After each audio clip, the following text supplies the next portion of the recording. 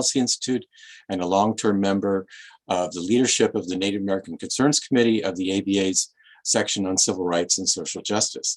On behalf of the section and its Native American Concerns Committee, we're thrilled to be presenting a live performance and discussion of the play Fairly Traceable, written by renowned playwright Mary Kathryn Nagle. The play is jointly sponsored by the ABA section of Civil Rights and Social Justice and the Judicial Division's Tribal Courts Council, with co-sponsors including the ABA Judicial Division's Standing Committee on Diversity in the Judiciary. This presentation is just one of many resources offered during Native American Heritage Month. More on what we're offering is available on our website, and see the chat for more details. We will be sharing a recording of this performance to everyone who has registered, so that you can share it widely with your networks. The play itself will last approximately 2 hours, including a 10-minute intermission. Immediately following the play, there will be a short discussion with Patty and the two Olivers. That is Arizona State University law professor Patty Ferguson-Bohnee, Tulane University law professor Oliver Houck, and Oliver Littlecook, who's chairman of the Ponca tribe of Oklahoma, and also the playwright Mary Kathryn Nagle. Now it is my pleasure to introduce ABA President Reggie Turner. Thank you very much. Good afternoon, everyone. Thank you for inviting me to share a few words during today's celebration of National Native American Heritage Month. Thanks to the ABA section of Civil Rights and Social Justice and the ABA Judicial Division Tribal Courts Council for being our esteemed hosts today. I also thank the supportive co-sponsors who helped make today possible.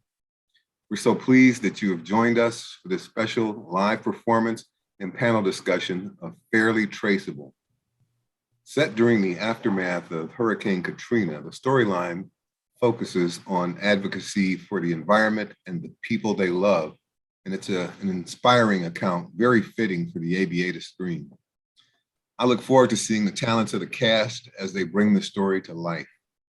We're so fortunate to have an exceptional panel to walk us through the discussion, including the playwright, Ponca Tribe of Indians of Oklahoma chairman, as well as two very knowledgeable people from academia.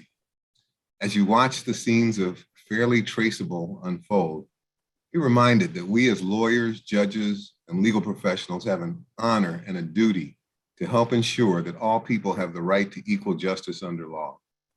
And so many of you have been an integral part of the American Bar Association's support and advocacy efforts as we continue to work to eliminate bias and enhance diversity in our profession and our justice system. Together, we strive to foster a society that is not poisoned by hate and violence, but is rooted in justice and fairness. The ABA needs support and participation of all lawyers so we can benefit from diverse perspectives and demonstrate that we are united in our national voice for the legal profession. This month and throughout the year, we celebrate the rich culture and heritage of Indigenous people and the very fabric that is America. Thank you again for joining us. Please enjoy the play and the discussion to follow. Thank you. And now it's my pleasure to turn the proceedings over to Mary Kathryn Nagle. Mary Kathryn is an attorney, a playwright, and a partner at Pipestem and Nagle, a firm dedicated to the preservation and restoration of tribal sovereignty and jurisdiction. Take it away, Mary Kathryn. Thank you so much. This is such an honor. Many, many thanks to the American Bar Association for hosting us today. Thank you for giving us this opportunity to tell this incredibly important story. It is one that is near and dear to my heart. It is, of course, not autobiographical, as I am not Ponca. I am not from Pointe-au-Chien, which is the other tribe featured in this play. But I did go to law school at Tulane Law School. I was a student of the famous Oliver Houcks, and I did go to law school during Hurricane Katrina. That was my first year in law school, and have also developed a close relationship with the Ponca tribe over many years, having worked with them to tell a story, to write a play about Chief Standing Bearer's victory in federal court when in 1879 he convinced a federal judge to declare Indians to be persons under the law. I also happened to grow up in Joplin, Missouri, and my family experienced the Joplin tornadoes. So the themes in this play and the discussion around climate change are near and dear to my heart. And I think it's always important to ask questions about the decisions our Supreme Court issues and to question the doctrines the Supreme Court espouses, because that is why we live in a democracy. So I'm very excited. We're going to get started. I know it's a Friday afternoon, so we thank you for spending your afternoon and evening with us. I just want to note, for those of you who may not be familiar with theater, a staged reading is a staged reading. The actors, we had just a week of rehearsal, 9 hours total. They have not memorized their lines. They're reading from their scripts and they're doing it on Zoom, which is even harder to do. I will be reading the stage directions. If you were watching this in a theater, no one would be saying those stage directions. They would be running around on stage with costumes and props and lighting and sound and everything that makes theater magical. It's exciting to do it by Zoom because all of you who are tuning in would have had to travel by plane or car or boat to be able to watch the play. And instead you can just tune in live, and that's really thrilling. And so there are sort of pluses and minuses to doing a play by Zoom. But I think you will see that this group of actors are incredibly talented. I'm very thankful to them.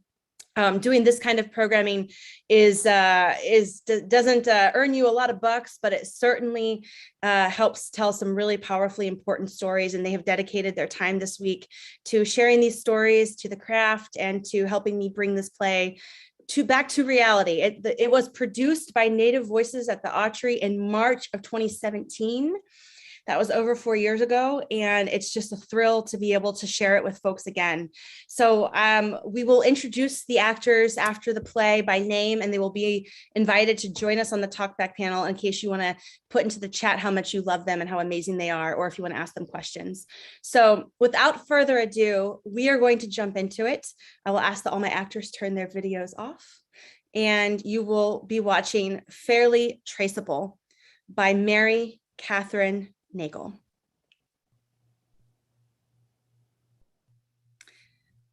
First act. Baton Rouge, Louisiana. First day of class, August 26, 2042. Welcome. Excuse me. I'm speaking, and you're not. You see, I'm the professor, and that means so long as you're in my class, you listen to me and you write down what I say because it's very important. If you don't repeat what I tell you now in the final exam I give to you in 4 months, you will fail. You look scared. Don't be. Law school isn't stressful. It's fun. And you guys get to do things I never could. When I was in law school, and that was, 37 years ago, Mardi Gras was in New Orleans, not Shreveport. And we couldn't scuba dive in the French Quarter. We had to walk through it. Do you know how gross it was to walk through the French Quarter? All the beer and vomit and tourists. I hate tourists. Well, I guess we're all tourists now. Okay, who finished the reading for our very first class? Anyone? If no one raises their hand, I will randomly call on someone. And it might be you. Okay.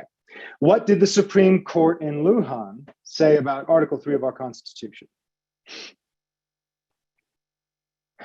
Justice Scalia wrote Lujan.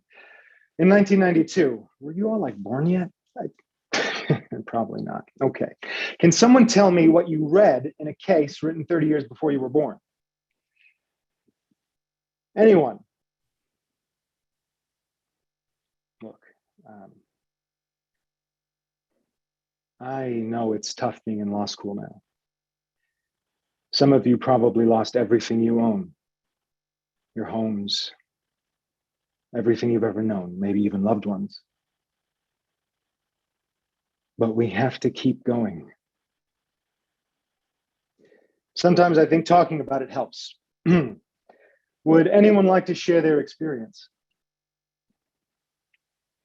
I was guest lecturing at Stanford when I heard the president had made her announcement. You know, that we all had to evacuate, that we could never come back. I called my wife and I said, "This can't be true." She assured me it was. My response was, "No president can tell me or my family that we have to leave our home. So we refused.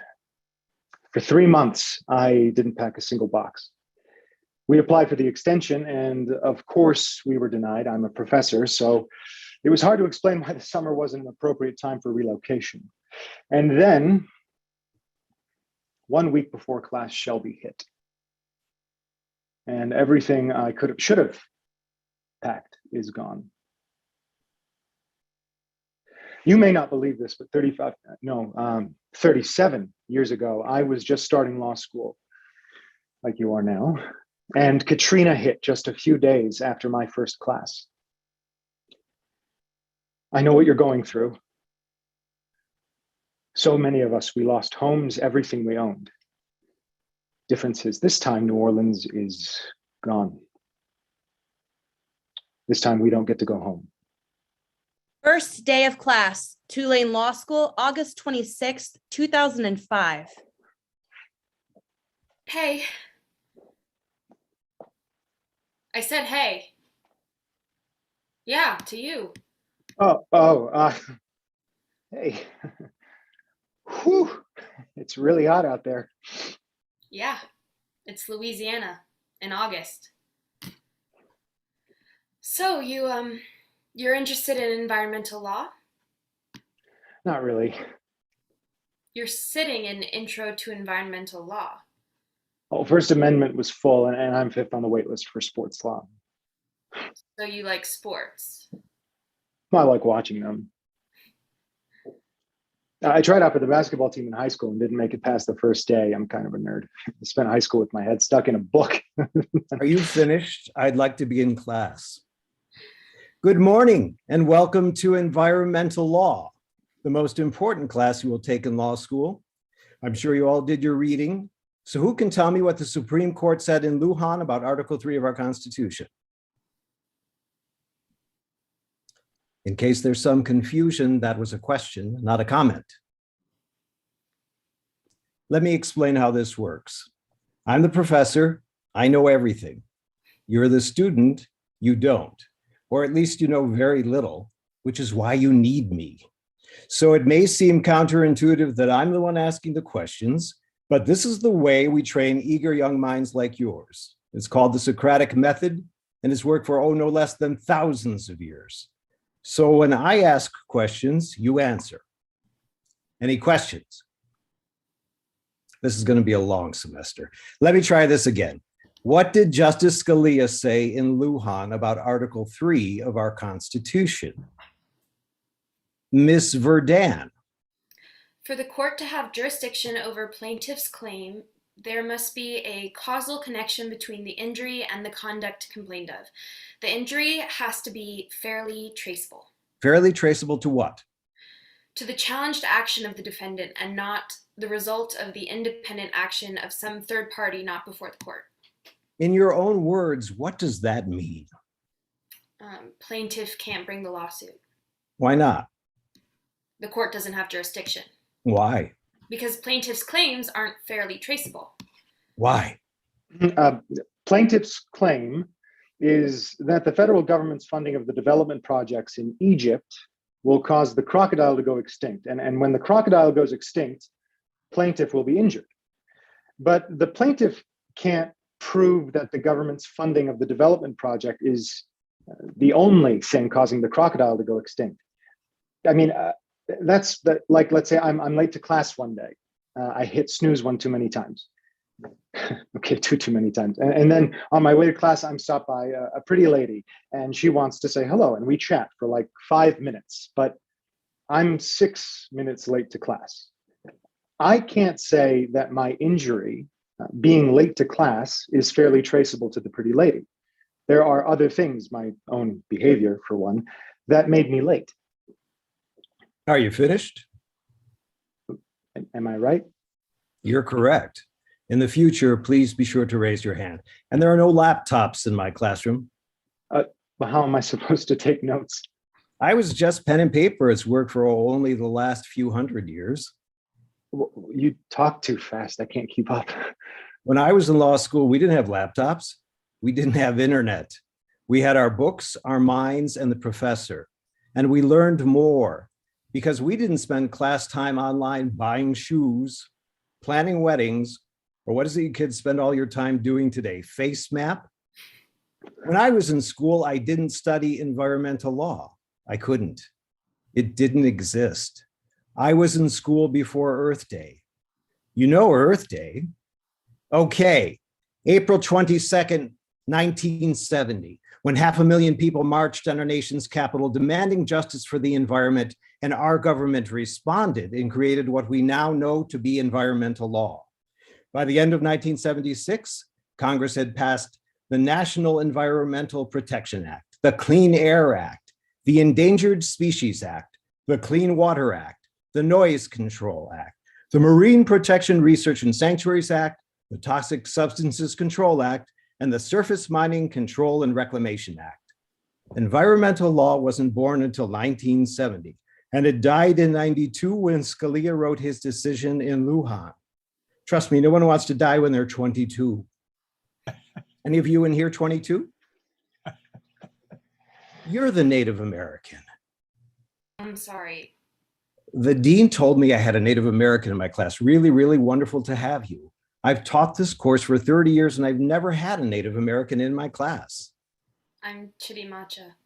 What's that? My people, who I am. Wonderful. Okay, for our next class together, please read the DC Circuit's decision in Massachusetts versus EPA. Can someone tell me what Massachusetts is claiming in this case? Do you kids really read the news these days? Or are you too busy on FaceMap to pay attention to the world around you? See you next week.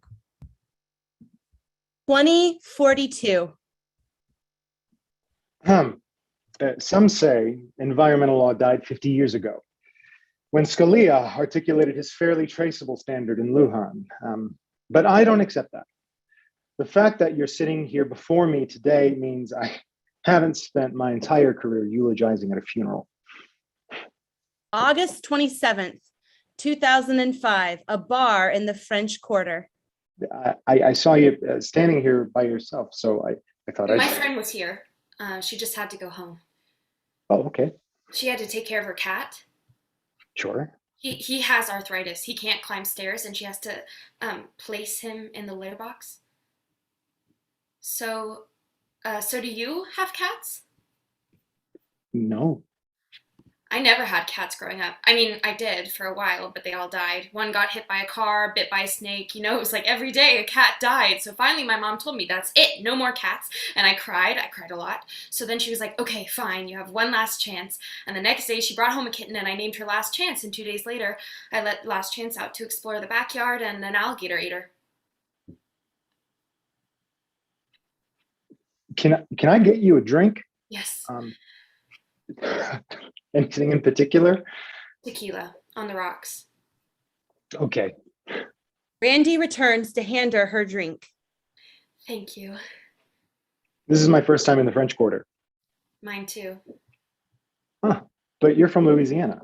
I'm from Pointe-au-Chien. That's your tribe. We're about 90 or so minutes south of here, so the last thing I ever wanted to do on a weekend was drive 90 minutes to hang out on a street full of tourists that smell like beer and barf. Ooh, do we all smell like that? Well, you're not a tourist. This is your home now. My tribe, the Ponca, we're originally from northern Nebraska, but we had a Trail of Tears. I mean, not a famous one like the Cherokee.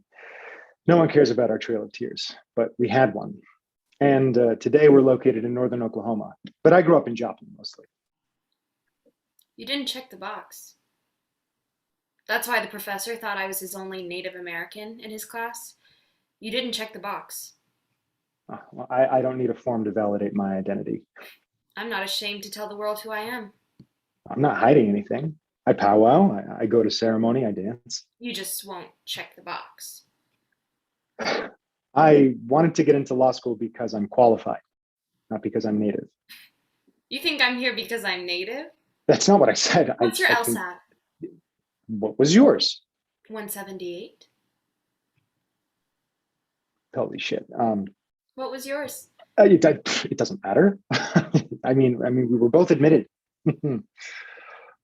Look, you just met me. Don't judge me. Smudge me.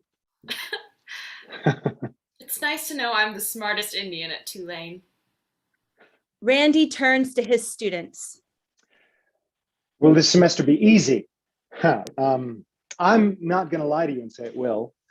But remember, I once sat where you sit now. Well, not literally. We were in New Orleans. But when I look back, I can tell you every step, every moment along the way that got us where we are now. 2005, the next morning, Joplin, Missouri. Carol sits in her living room with the TV on in the background. Mark enters with 2 cups of coffee. Meteorologist prances across the stage, inhabiting the space and awkwardly intruding on Mark and Carol. Coffee's ready. Thank you. So, what you in the mood for? Chocolate, vanilla with sprinkles, coconut cream. In my coffee? On your donuts. We're on donut duty, remember? We signed up. I completely forgot. We promised to have them at the church by 9:30. I worked 2 shifts last night. I know you're tired.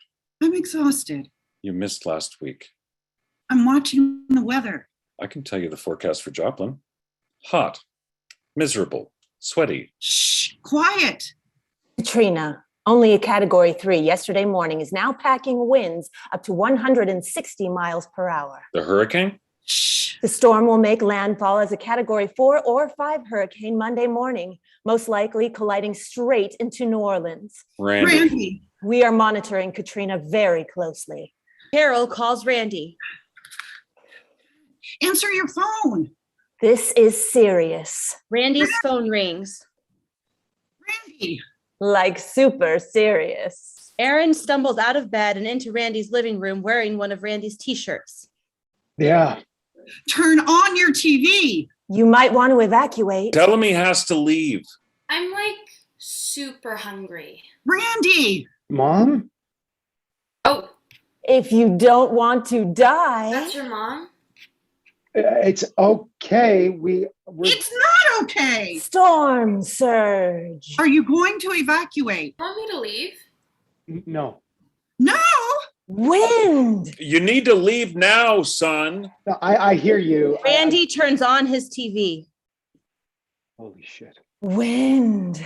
It changed course. This is serious. Water. Jesus, I just woke up.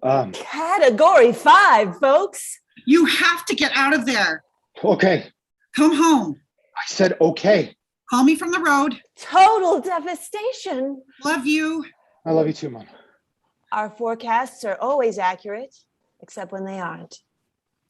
Mark and Randy turn off their TVs. So where do you go? For breakfast? No, when you evacuate. I don't evacuate. What do you do when a hurricane hits? Throw a party. No, this one's bad. They usually are. They're predicting total devastation. So stay with me. I just met you. I'm. Oh, look, I didn't mean for it to sound like that. No, it's cool. I get it. I'll see you when you get back. August 29th, 2005, the Jacobs home in Joplin. Randy sits on the couch and watches TV. Anderson Cooper and Wolf Blitzer enter and cover the entire space with their broadcast storytelling. They infiltrate every intimate space. This is Anderson Cooper. I'm Wolf Blitzer. You're watching a special edition of 360. You're in the Situation Room. There are tens of thousands of People in the Superdome. a crisis in New Orleans. Fights, fire, gunfire. In New Orleans. You're in the Situation Room. You're watching a special edition of 360. A levee broke. Another levee broke. Water is pouring into that city. It just keeps getting worse. This is Anderson Cooper. I'm Wolf Blitzer. You're watching a special edition of 360. You're in the Situation Room. Men roaming the city. Chaos, anger. This is Anderson Cooper. I'm Wolf Blitzer. You're watching a special edition of 360. You're in the Situation Room. In the city of New Orleans tonight, Desperation and danger. I'm Anderson Cooper. I'm Wolf Blitzer. This is a special edition of 360. You're in the Situation Room. At the convention center, They're defecating on the carpets. I'm Anderson Cooper. I'm Wolf Blitzer. This is a special edition of 360. You're in the Situation Room. Mark turns the TV off. I was watching the news.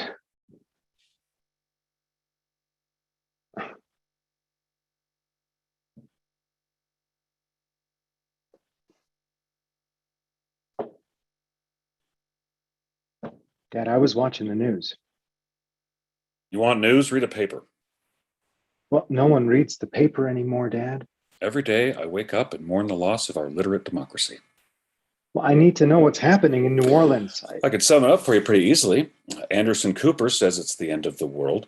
Wolf Blitzer's only showing you images of people stranded and shitting their pants in the Superdome. And the Weather Channel is, for once, actually covering the weather. That's the difference between TV and print. At the paper, we report news. Not what we want it to be or what we think will sell, just the news. I guess that's why no one reads it anymore. You're still in your pajamas.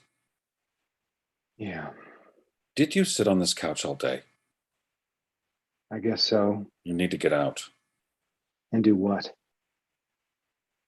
Any word from Tulane? They canceled class Well, obviously. for the rest of the semester. Oh, Whole city's underwater. want to help with the last line? Got to get it out to my editor.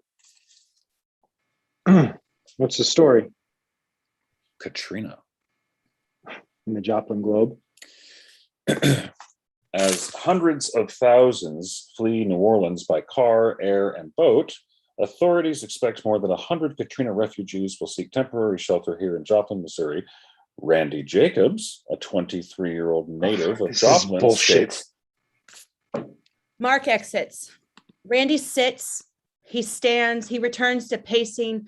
He picks up his cell phone. He calls, and it goes straight to her voicemail. Hi, you've reached Erin. I can't come to the phone right now, but leave me a message and I'll give you a call. Thanks and have a great day. He throws his phone across the room. He turns on the TV. Anderson Cooper and Wolf Blitzer return and dance into every intimate space on stage. Randy moots the TV. He sits on the couch and stares. After a few moments, his sister Annie enters.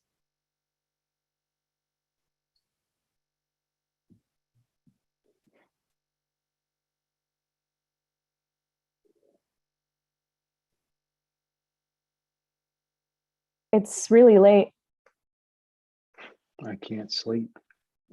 Maybe because you're watching this? I have to watch this.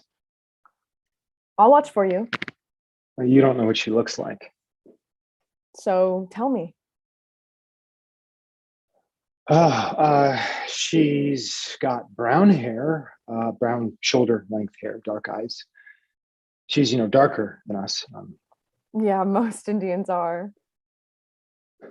She has this smile. It just radiates, But I guess you won't see that on TV. I mean, if you see her, it's going to be at the Superdome or at the convention center. You're friends on Facebook? She didn't accept my request. Oh, so she's way too cool for you. I thought you sat on this couch to help me. Yeah, I did. Now go to sleep. I'll watch for her. Wake me up when you see her. Okay. No, you'll have to shake me. I mean, just shake me. Yeah, I know. I watched Mom pour a bucket of water on your head the day you took the LSAT. Please don't do that. Randy? Yeah. What's her name? Erin. Randy falls asleep. Annie places the blanket on her brother. Carol enters. Annie? He's asleep. Carol turns the TV off. It's past your bedtime. I can't sleep. Your dad was supposed to make you go to bed. You should tell Randy he can't go back. He's an adult now. He's got to make his own decisions. When I close my eyes, if I fall asleep, I see a giant hurricane. Except it's not a hurricane. It's a giant cloud of wind, like a funnel, and it heads straight for us, and then I wake up. Your grandpa Standing Bear walked the whole Trail of Tears, Yeah, I know, Mom. left behind everything he'd ever known, And walked 600 miles. And Prairie Flower died, I know. He had to bury her on the trail because the soldiers wouldn't let him go back, and it was awful, horrible. But that was 1879, and I live in 2005, and I can't sleep at night because I'm watching this, and I don't want my brother to go back to it. after he buried his daughter that night, a tornado dropped out of the sky and destroyed the entire camp, killing a baby girl, Standing Bear's granddaughter. So just a few hours after he buried his daughter, he had to bury his granddaughter. The very next morning, he got up and walked the rest of the 600 miles to Oklahoma. If Grandpa Standing Bear can survive a tornado and the whole Trail of Tears, we can handle whatever weather comes our way. August 30th, 2005, Pointe-au-Chien. Erin sits on a couch next to her mother, Suzanne. Several lit candles sit around them, poking holes in the darkness. Suzanne and Erin sip coffee. Café n'est pas bon. Ça va. Got so used to the machine, forgot how to make it on the stove. It's great. There's hardly a tree down, no water. I bet the power will be back on tomorrow. I'm gonna eat the ice cream. What about all of your shrimp? Ça va-tu aller mal? To 10 days after Andrew? Suzanne exits. After a few moments, she returns with 2 ice cream containers and 2 spoons. Mint chocolate chip or praline pecan? Fais ta choix. I'll take the praline. Suzanne hands her the ice cream and they sit in silence, enjoying their ice cream. Maybe now, since Tulane won't reopen, It's gonna reopen. whole city's underwater. I'm taking it day by day. What about Arizona State? They have a great Indian law program. I don't want to live in Arizona. University of Colorado. I told you I'm going to Tulane. Tulane's gone. C'est fini. You don't know that. You hear 5 minutes of some sensationalist report on the radio and you think the whole city's gone. You have no idea where the water begins and where it ends. Tulane doesn't have an Indian law program. It has the best environmental law program in the country. And you think that'll save us? I do. We're not federally recognized. The two aren't mutually exclusive. We need an attorney to help us fight for our recognition. What's the point of recognition if we have no land to live on? Your father always said our bones may be tied to the land, but our souls are sovereign. Mama. They can take our land, but they can never take our sovereignty. I didn't go to law school to replace Dad. Early September 2005. Randy is in the kitchen making breakfast.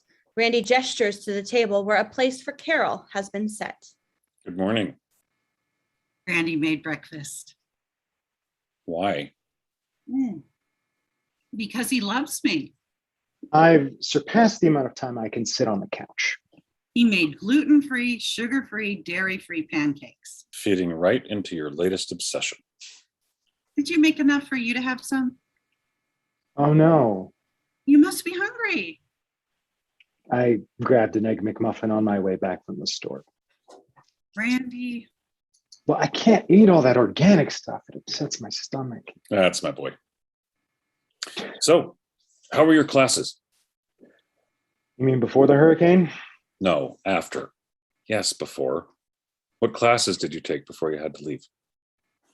Torts, Civ Pro, criminal, environmental law. It's a bit of a... Environmental? When did you decide you wanted to take environmental law? I don't know. I mean, I'm just exploring options. He doesn't have to decide today. I never said he did. I've just never heard him mention the word environmental before. I thought I would hate it, but then I did the reading and it's actually really interesting. Are you hearing this? Our son wants to study environmental law because it's interesting. The professor's brilliant. All of my other classes are horrible. They're boring, you know, stale. But this guy, Houck, he talks like 90 miles per hour, and everything's this insane metaphor that takes you 5 minutes to figure out. It's impossible. Environmental law? But it's challenging and really relevant if you think about it with everything that just happened. I'll tell you what's relevant. Freedom of religion. Free speech in the First Amendment. First Amendment was full. You said you were taking sports. Well, I'm fifth on the wait list. Look, Tulane has the best environmental law clinic in the country. Says who? A syndicated group of tree huggers? It's one class. Let him see what else is out there. What's he going to do when he graduates? Practice law. With trees? I might not graduate. Tulane might not reopen. He's right. At this rate, there may be no law school to go back to. See you tonight. Environmental law. I want to fight for our rights. Whose rights? The tribes, our tribe, all tribes. I want to. Your great grandpa, he was the first Indian they hired at Conoco. That was 100 years ago, when all they did was distribute kerosene before they opened one of the world's largest refineries right there on the res. It may not be environmental, but I'm proud of what I do. I'm the third generation to work at the company that built our schools, fed our families, and made us who we are today. It's who you are. I didn't raise you to be an environmentalist, to turn on your people. And let me tell you, they're hypocrites. They think they can leave the res, come back 10 years later and stand around with a sign and a feather saying they're for the environment, and that will somehow make them more Indian. Let me tell you, it won't. And out there, if you practice environmental law, people won't think you're doing it because you want to. They'll assume because you're Indian, that's all you're capable of doing. But you're smarter than that. You went to law school to be a lawyer, not a stereotype. I know you'll make the right decision. Annie, 5 minutes. They've started to evacuate people from the Superdome, ship them out to other cities and stuff. Yep. She could be in Texas or Arkansas. She either is or she's not. And my talking to you about it isn't going to change a damn thing. Annie pulls a beautiful painting of a haunting hurricane out from behind her backpack. What's this? I painted it for you. It's beautiful.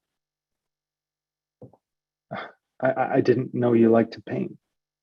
Dad signed me up for classes, so I'm learning. Well, it seems you don't have much to learn. I paint what I see. You see this? Ever since the hurricane. I don't want you to go back. I want you to stay. Well, you're in luck. As of right now, I have nowhere to go. 2042. Randy turns to his students. Today marks the 37th anniversary of Rita. Anyone here heard of Rita? Yeah, I didn't think so. So she made landfall just 1 month after Katrina. And when she was out on the Gulf, she was the strongest hurricane ever recorded at the time. When most people tell this story, they talk about Katrina. Nobody wants to talk about Rita. Late September 2005, Randy sits perched on the edge of Suzanne's couch in Pointe-au-Chien. After a few moments, Suzanne enters. Startled to see Randy, Suzanne screams and grabs a piece of driftwood from her living room floor and raises it, prepared to strike. Oh, no, please. Qu'est-ce que tu fais ici? Is that French? What in the hell are you doing here? Mom! There's a strange man on my couch. Randy isn't some strange man. Je ne l'ai jamais vu. He's my friend. Oh, you're dating my daughter? I didn't say we were dating. Are you dating? It's early. Oh, he hasn't made up his mind. You're screaming at him. No one's screaming. Well, I haven't seen him since Katrina, and Yeah, I didn't know what happened to her. And we didn't have power. For 2 weeks. So the whole time he thought I was dead. I assumed she was in New Orleans. You didn't tell him you came home that you was in Pointe-au-Chien? I didn't have the chance. We only had one night. No, I mean, one night that we hung out, before the storm. So it wasn't like I was. Oh, no hanky-panky in my house. Randy is here because he cares. He's a man. And when a man comes to the bayou to visit a woman. When we finally got power, when I turned my phone back on, I had 13 voicemails, all from him. He called me every day. I don't care if he called you 50 times. If he left you 50 billion voicemails, I don't care if he cried into the phone like a little baby. Under my roof, he's a man, and a man has to obey by the rules. Now, run on over to Teresa's. Me? Well, who you think I'm talking to, Ralph? Randy. Whatever. He's sitting on my couch, so now I got to feed him. Run on over to your cousin's and tell her we need to get her here to make her shrimp etouffee. I'm telling you, Erin, toujours avec des surprises. Never thought I'd walk into my living room and find a whiteboard on my couch. I'm Ponca, What's that? a tribe in Oklahoma. You're a native? And now you know a little about Oklahoma. We don't all look like Geronimo or Tecumseh. Who's Tecumseh? Never mind. Y'all federally recognized? Yeah. Must be nice to not have to prove your identity. I'm asked to prove my identity almost every day. Charles, he started our fight for federal recognition. The year he was elected to tribal council. But the federal government denied our application, told us to go back to the drawing board and resubmit the entire thing. Charles? My husband, Erin's father. Even when he was in the hospital, those final days, he was typing letters, writing editorials, il n'a jamais abandonné. No one could convince that man to give up until his body finally did. They diagnosed him Erin's fall semester, high school senior year, and he was dead before she could graduate. Where's Teresa? She left. To go where? Andy said she evacuated. Right. But there's another hurricane headed this way. Rita. Supposed to make landfall tonight. And are you going to evacuate? And leave you here with my daughter? No, I mean, maybe we should all leave. I never leave. But they're saying Rita's the strongest hurricane ever recorded in the Gulf. I don't trust meteorologists. All they do is lie. You're on the couch, towels are in the bathroom, sheets in the hall closet. And if you sleep with my daughter under my roof, I'll cut your balls off. 2042. So yeah, Rita. Of course, since then we've had Sandy, Filbert, Gabby, Mona, Ben, Zena, Shelby. Today, hurricanes twice the size and strength of Rita are something we expect to make landfall every summer, sometimes in the winter. So now you know how I got started in environmental law. All I remember was the sound of rushing water. Blackout. The sound of intense rain, wind, and rushing water. Nothing is visible in the pitch black. Randy? Here, Where's Randy? I'm here. The roof! The water. Get on the roof! I can't. Erin! I can't. Give me your hand. Erin! Your hand. The next morning, Annie sits on the couch watching TV.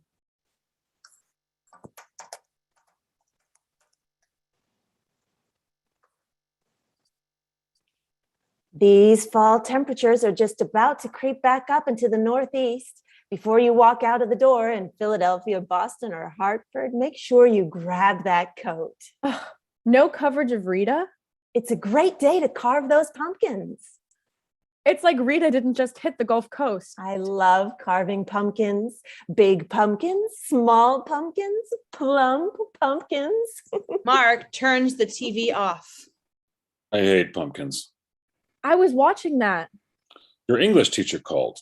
Remember the promise you made when your mom and I agreed to pay for painting classes? Yeah, I wrote my paper. I turned it in. And your teacher gave you a C. I can't write like you and Randy. It takes practice and patience. I'd rather paint.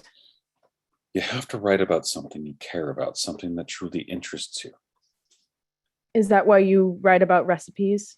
I write about recipes to pay for your painting classes. You need to write about the thing that keeps you up at night. Like the fact that Randy's back in Louisiana and they just had a hurricane and we can't reach him? There's no reason to worry. The print media, the only reliable source left in America, assures us that there have been no deaths so far from Rita.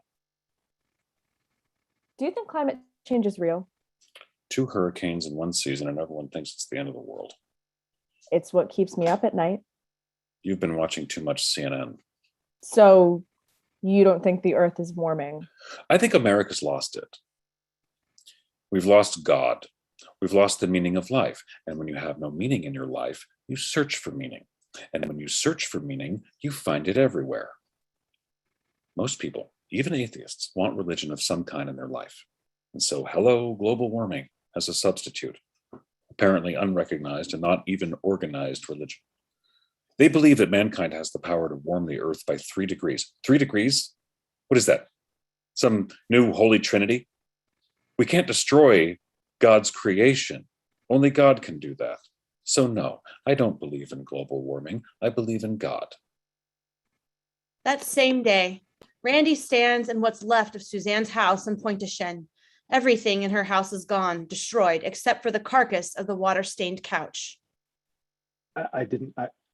I couldn't find them. They made it up the bayou in my brother's boat. You found your sister? She's with my brother. Oh, thank God. Whole bayou's gone. My brother's house, my cousin Judy, nothing's left of her home. Not even a piece of wood. My brother found her stranded on what's left of her neighbor's roof. And Erin, the water. It came so fast. But you grabbed her. I can't find them. That's impossible. They're gone. Who are you looking for? My father's papers. His federal recognition papers? He had birth records, school records, 8 binders full of documents, all the documentation the Fed said we needed to prove our existence. I kept them here in my kitchen. 3 months later, back in New Orleans, Randy stands in his empty, newly refinished apartment. Randy holds his sister's painting in one hand and with a hammer and nail in the other, begins to hang it on the wall. Tonight, January 3rd, we are here with a special edition of 360. Just 4 months ago, I stood in this spot covered in a 22-foot wall of water. All we could hear were dogs barking, babies crying, parents screaming in the night. Today, I stand on this very same corner and I ask, will New Orleans return? Erin mutes the TV. Hey. Can't handle Anderson Cooper. Well, I'm kind of addicted to him. I'm not. His coverage of Katrina got me through the crisis.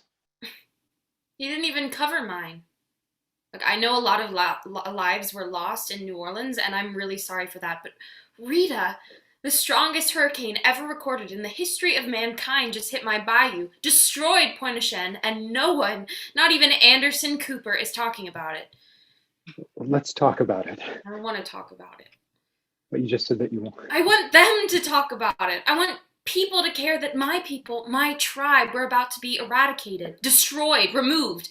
And god damn it, why can't I go to class and be like every other law student? I want to read the Constitution and love it. I want to drink lattes. I want to paint my fingernails and shop for shoes online and pretend like everything's normal. When will it be my turn to be normal? Randy turns the TV off. You want to help me hang this painting? Randy attempts to position the painting. To the right. You sure? Yeah, you got it all crooked. You're right. Randy moves the painting. That's it. Perfect. They stand back and look at the painting. She's in middle school? She's 13. That image, it's like straight out of one of my nightmares. Stay with me tonight. I don't have hot water, but I have power, and you can take a freezing ass cold shower and then jump out and use the hair dryer to defrost. On one condition. What's that? We go to class tomorrow and pretend like everything's normal. The next day, in class at Tulane Law School in New Orleans. Okay, so who remembers where we left off? Well, if I remember correctly, 4 months ago, we were discussing Massachusetts versus EPA. Who here can explain the government's argument? Anyone? Okay, well, the argument from the defendant is going to go something like, hey, you jerk, this isn't fairly traceable. Are you kidding me? I'm the government. And my failure to regulate greenhouse gases isn't the reason the earth is warming. It's getting warmer because of India and China and spaceships on the moon, jet fuel planes, cars in Brazil, and cows that fart in Kansas.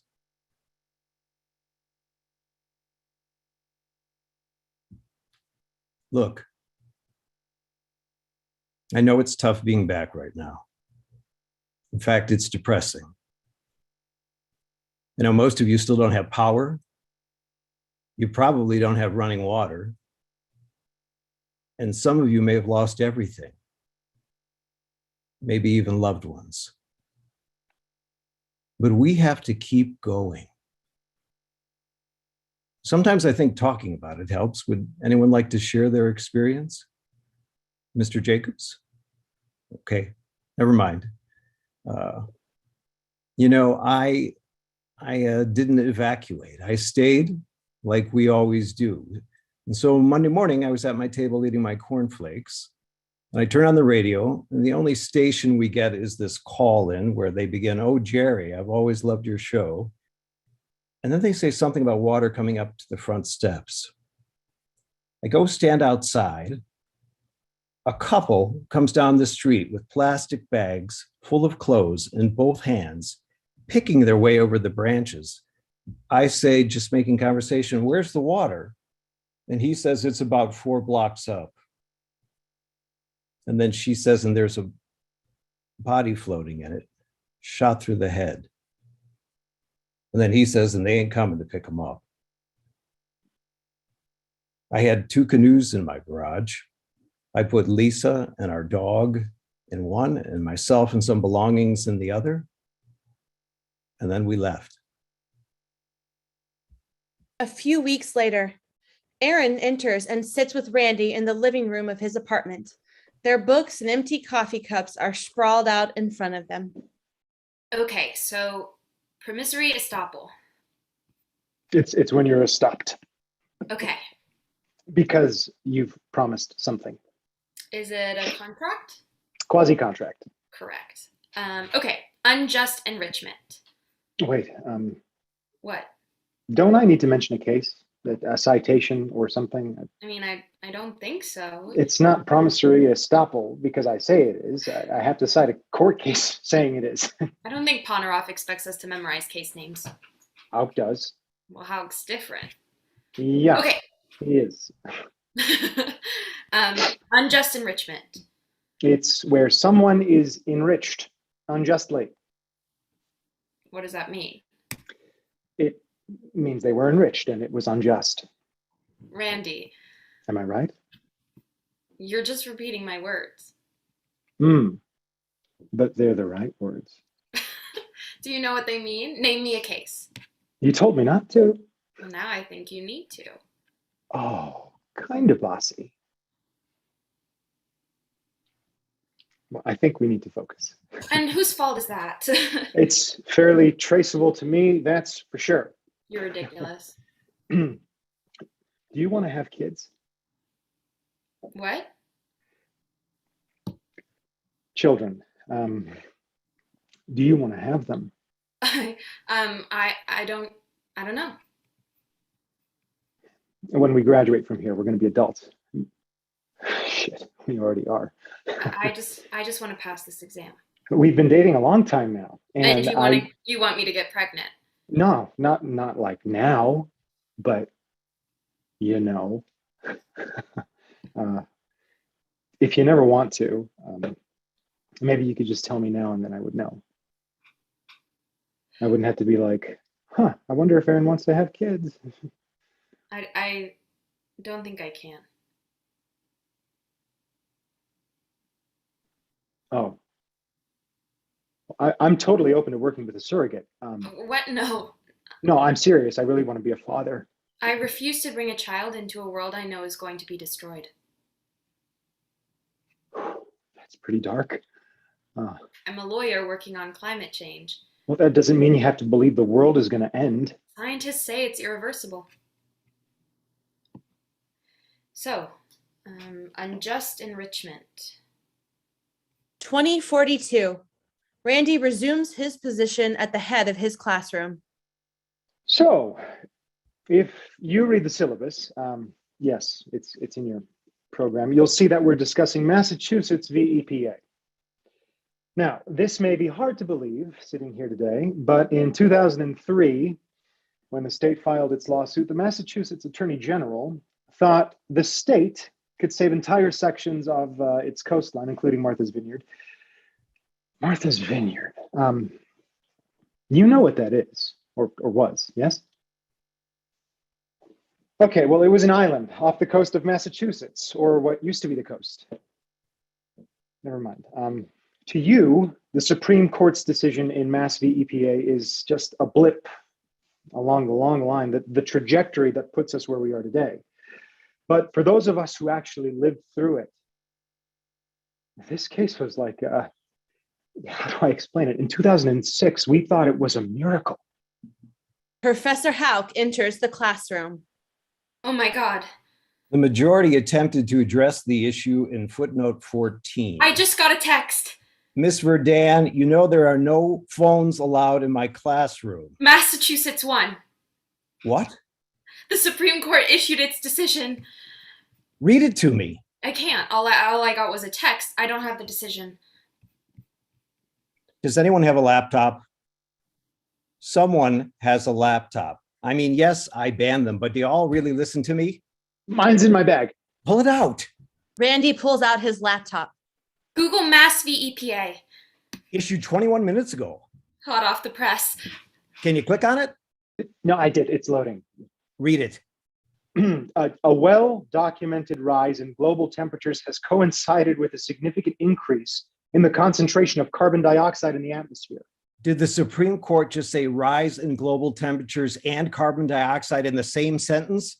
Respected scientists believe the two trends are related. Did the court just admit that climate change is real? Is there some way to get it to go to the next paragraph? You have to scroll down. I have to what? Click down the page. It's a laptop, not a book. Give it to me. Where do they discuss Lujan? Page 14.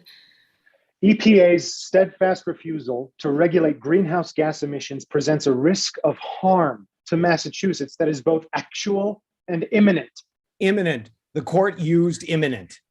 The harms associated with climate change are serious and well recognized. Well recognized. Erin points to the page on the screen.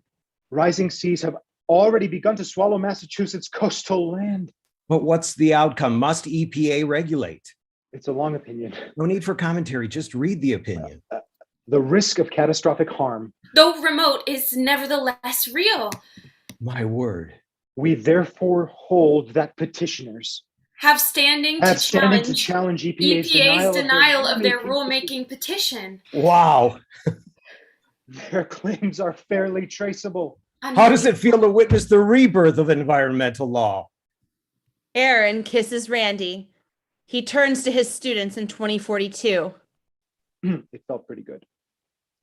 Back to 2006. What a victory, huh? Most monumental in my life. I bet you Scalia never thought the loss of a climate change victim could be fairly traceable to any one defendant, let alone the federal government. We haven't had this kind of energy, this kind of momentum since 1970. Everyone's going to litigate climate change now that Mass versus EPA came out your way. Our way. Yeah. I didn't see your name on the list for the clinic. Oh, it's, well, not on there. Deadline's tomorrow. I can't do it. Why not? I have to take other classes. Like what? Other classes that I need to explore. We're bringing some of the most exciting climate change cases post-Mass versus EPA. I'll think about it. You're Native American. I'm Ponca. Right, you're Native. You're connected to the land. You know what it means to care about the environment. And whales, birds, eagles, and the bears. I am one with the bears. I seem to have offended you. I may be Native, but I can represent more than whales and bears. I can represent people. We're representing people, your people. Guess you'll have to find yourself another Native American. Randy returns home to his apartment to find Erin reading a casebook on the couch. I got in. Oh, that's great. I just got the email like 5 minutes ago. You should check. It just came in. Okay, in a minute. Give me your laptop. I'll look for you. It's been a long day, and We're going to bring climate change cases, and the plaintiff's claims will be fairly traceable. Can you believe it? Mass v. EPA is a sign. We're doing the right thing. I didn't sign up for the clinic. But you took environmental law. But that doesn't mean I want to spend the rest of my life doing it. So what do you want to do? Be a lawyer. I like to argue. That's obvious. Environmentalists lose every case they bring, and they're hypocrites. What do you know about environmentalists? Not enough to know I don't want to be one. But you want to date one. This one in particular, yes. Anything else you'd like to tell me about the person I met in environmental law? I'm not an environmentalist. Have a nice Christmas. Christmas. Randy sits at the kitchen table at his parents' home drinking eggnog with his father. 10. For 7. You were in 4th grade. Second, I was with you at Walmart buying toilet paper because Mom said we were out, and I guess it was your turn to get some. We did. We took turns. Yeah. So there we were, walking around. You couldn't find the aisle with TP. And They make those places so goddamn complicated. And we ended up in the electronics section, or whatever they called it in the 1990s. They had electronics back then? I watched you pull a Game Boy off the shelf, and then I watched you pay for it at the checkout counter. 6 days later, under the Christmas tree, I opened a Game Boy from Santa. I'm sorry. I ruined Santa for you. I lived through it. You need more nog? I'm good. Christmas only comes around one time a year. You thinking about what you're going to do after you graduate? I have an interview for a summer associate position as soon as I get back. What kind of law? Not sure. General litigation. But not environmental. Could be. You need to ask. Okay. Because if it's environmental, They do all kinds of law. Environmental and lots of other stuff. the choices you make now, they'll determine the rest of your life. Like how you chose to marry Mom and move to Ponca City, but then suddenly you found yourself living in Joplin and working for the Globe. It's one job. I won't have this job for the rest of my life. I'm going to tell you something that's just between you and me. Father and son. When I met your mom, she was working for Conoco, the refinery in Ponca City, and they loved your mom. She was good at what she did, smart, beautiful, true leader. She was promoted quickly to regional manager, first Indian to make it that far, and she was in line to become an executive with an office, cushy leather chair, a secretary. She never told me. She's always worked outside the main campus. So Your mom's cousin, Jancy, joined AIM, that crazy radical group that protests beyond the point of drug-induced confusion. And pretty soon they're standing outside the refinery, a huge group of Ponca and Oto and Osage. They grabbed any and all Indians they could find, and they're standing there in protest for days with signs. They wouldn't let anyone pass through the front gate. Cost the company a fortune until finally the feds showed up and arrested everyone. The next morning, your mom received the call. She wasn't going to be interviewed for the executive position. She had been reassigned to work the cash register off campus. When your mother and I were married, my dad, your Grandpa Robert, took me aside and said, Mark, I know you're in love with this woman, and that's something very special. But if you marry her, no matter what you do the rest of your life, she'll always be Indian. And that means your kids will be Indian. And you have to decide, is that what you want for your kids? Do you want your kids to be Indian? You're an Indian. You can't change that. But you don't have to be an environmentalist. Later that night, Annie joins Randy at the table. How's Erin? Good. You didn't bring her home. She's with her mom in Pointe-au-Chien. Well, when will we get to meet her? Well, you should come visit us, New Orleans. Mom would never let me go. Bring her here. I want to meet her. I'm not sure bringing her to Joplin would be best, for the relationship. Because our parents are crazy. Maybe I'll take her to White Eagle.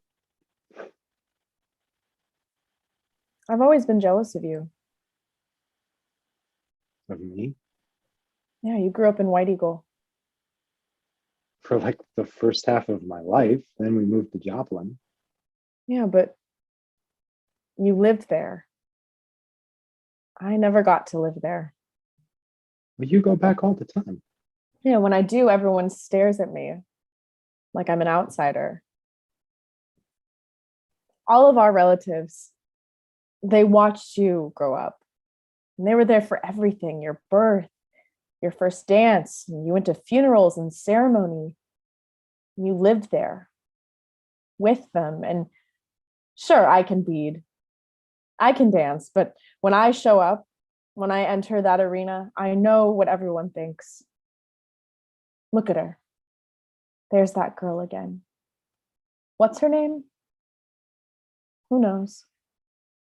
Because to them, you're Randy, and me, I'm just that girl who shows up every August to dance.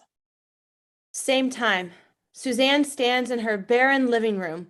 The wallpaper and carpet have been completely stripped. Nothing remains. Erin stands next to her with an empty Popeyes bag in her arms. Ça va, Randy? Good. Starting to stress about graduation. Whatever we do now determines what kind of job we get when we graduate and blah, blah, blah, blah. He gonna put a ring on it?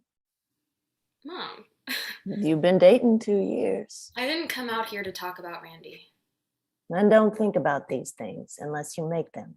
I want you to join a lawsuit. Oh, no. I want you to consider it. I'm a woman of principles. I don't do booze, I don't smoke cigarettes, and I don't do lawsuits. The clinic I work in, the professor asked me to work with him on a new case we're bringing against the oil companies to make them pay for the damage they've caused to our community, their products cause, in causing hurricanes to be so strong and... We've always had hurricanes. Well, not like this. You said the storm surge in Rita was worse than any surge we've ever seen. 8 feet of water in my house. These oil companies are making billions of dollars in profits from a product that's destroying our home. We need to hold them responsible. When I was a girl, Grandma would walk me to the edge of the bayou. We'd sit with Grandpa at his net, and sometimes she'd take me to the cemetery where her grandparents were buried. She couldn't have been more than a mile or so right from her house. And as we walked, she'd point at all of the oil wells that didn't used to be there. She'd say, "Oh, that one, that's new. Dug it 5 years ago. That one company put that there last week. Back then, Grandma counted them. There were a few thousand. Today, we have 55,000. That's how many holes they've given us. I can't walk to that cemetery anymore. It's underwater. Dug a canal straight through it. The house where my mom was born, underwater. So much of our homes, our lives, ils sont tout pris. You know, you think a lawsuit will change that? All we can do is try. 3 weeks later, back in New Orleans, Randy sits in Jack's office. You're from Oklahoma? Yeah, You sure you want to stay in Louisiana? I love it here. Who doesn't? Only place in the world where you can twist your ankle on a sidewalk while carrying an open beer, eating a muffaletta, and watching a trombone shorty lead a jazz funeral all on a Monday morning. But I need you to be honest with me. Our clients, they pay top dollar for our services, so we can't hire anyone if there's a risk that, you know, they might leave. I need to know you're committed to being here in Louisiana, not just for the summer, but long term, like after you graduate. My girlfriend's here. She's from here. So I have to stay here. Gotcha, Captain. One last question for you. You okay representing oil companies? What do you mean? We do a lot of work for them. You think because I'm Indian, I can't represent an oil company? Son, I don't give a shit about race.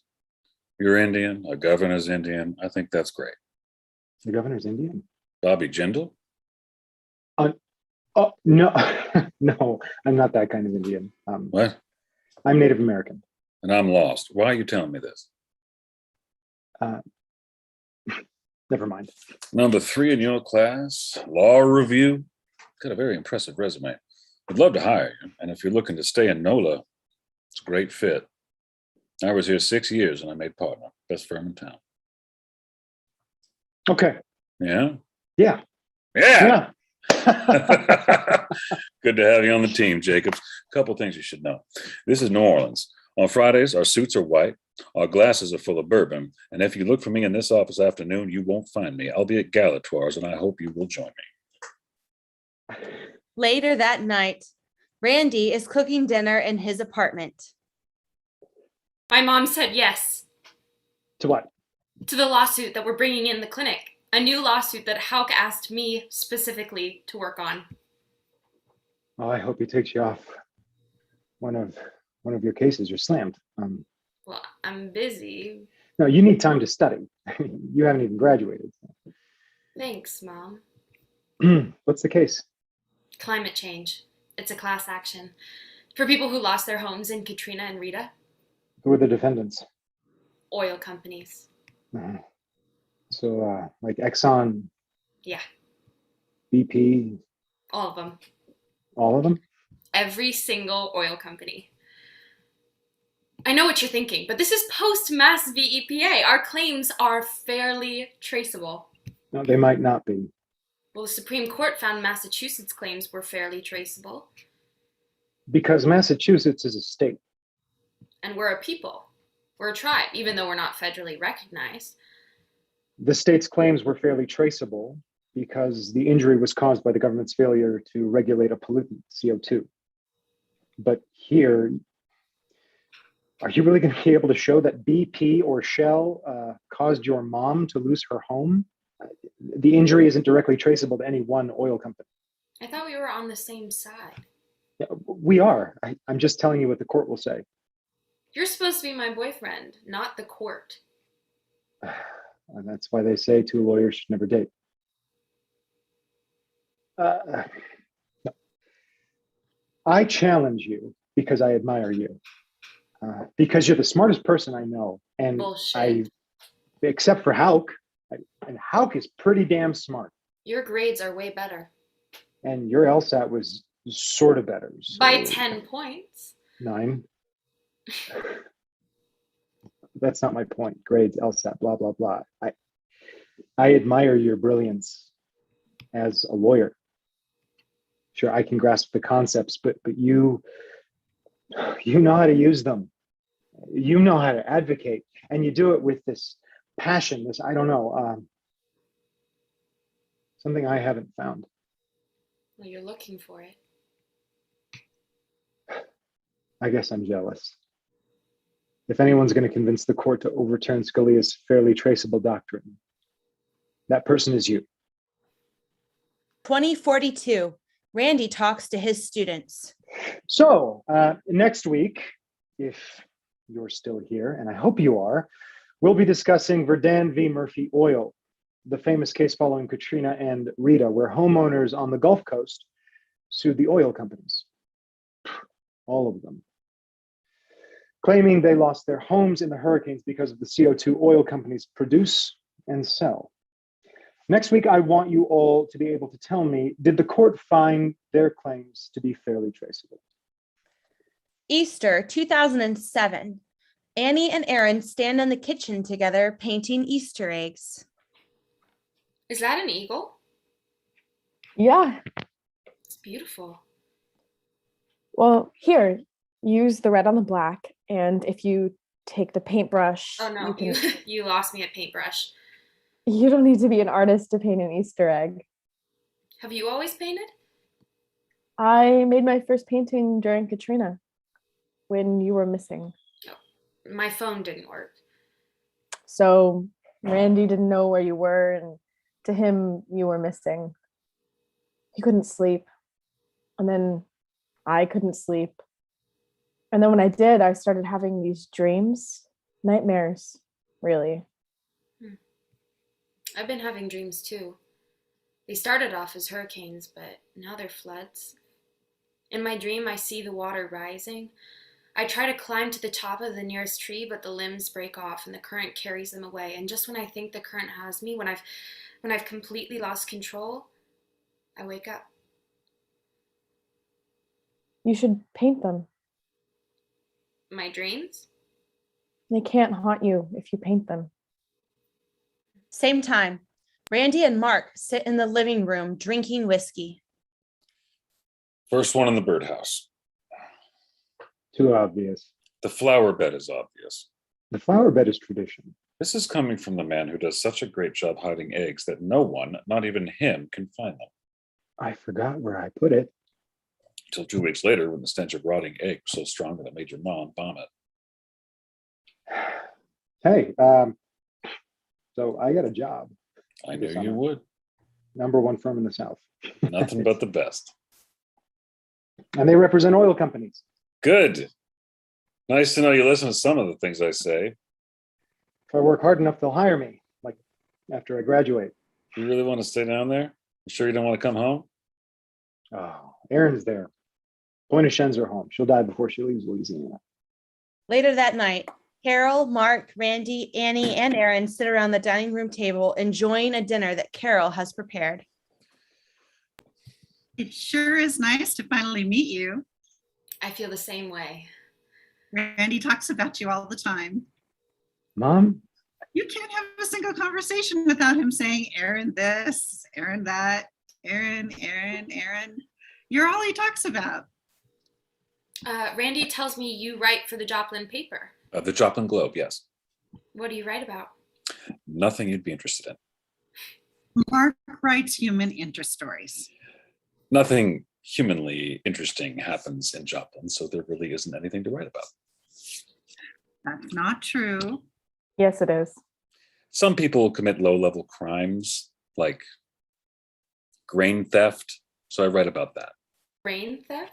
That's when someone walks into your grain elevator and steals your grain. He also writes about the weather. This past Christmas, we got 3 inches of snow. That made front page. You should come visit. She's here now. More often. She should come visit more often. Thanks, Mom. Our powwows in August last for 4 days. We head over to White Eagle and stay in my sister's camp. Can you handle camping? Born in the bayou, so yes, I know how to be outdoors. The bayou. Wow. What's it like to live in the bayou? It's different. How so? We have alligators, swamp, shrimp, and family. Everywhere you go, you can't escape my family. Sounds like Oklahoma to me. You ever seen an alligator? No. Erin got a kitten and Randy. she let it outside to go play, Stop. and it was eaten by an alligator. How do you know? I stood on my porch and watched. I couldn't do anything. I wasn't gonna shoot it. They're losing their homes just like we've lost ours. Every year the sea levels rise and they have to move further inland. Is that why you're suing oil companies? Oh, yeah, that's why. It's in the paper. Not the Joplin Globe.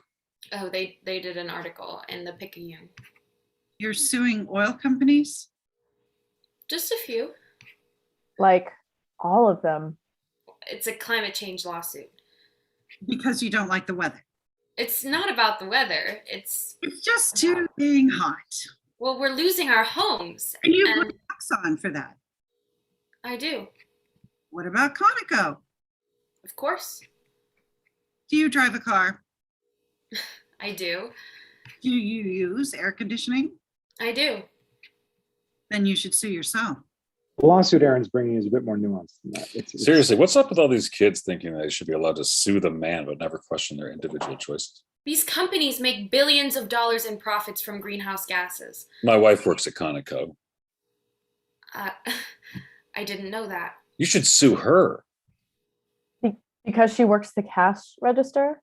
Well, I don't think low-level employees should be held accountable for the corporation's misconduct. Low level. Sorry, that's not what I mean. I know I didn't go to law school. I didn't graduate from college, but I'm not stupid. I'm sorry. Indians change when they get a degree. Mom, she didn't mean anything. The paper makes you better than me? So, Randy, tell us about your new job. You got a job? Just for the summer. He's working with one of the top law firms in the South. You didn't tell me. I was going to. And if he does well, they'll offer him a permanent position. Proud of you, son. Keep up the good work. I'm going to go check on your mom. She's not used to being attacked like this, in her own home.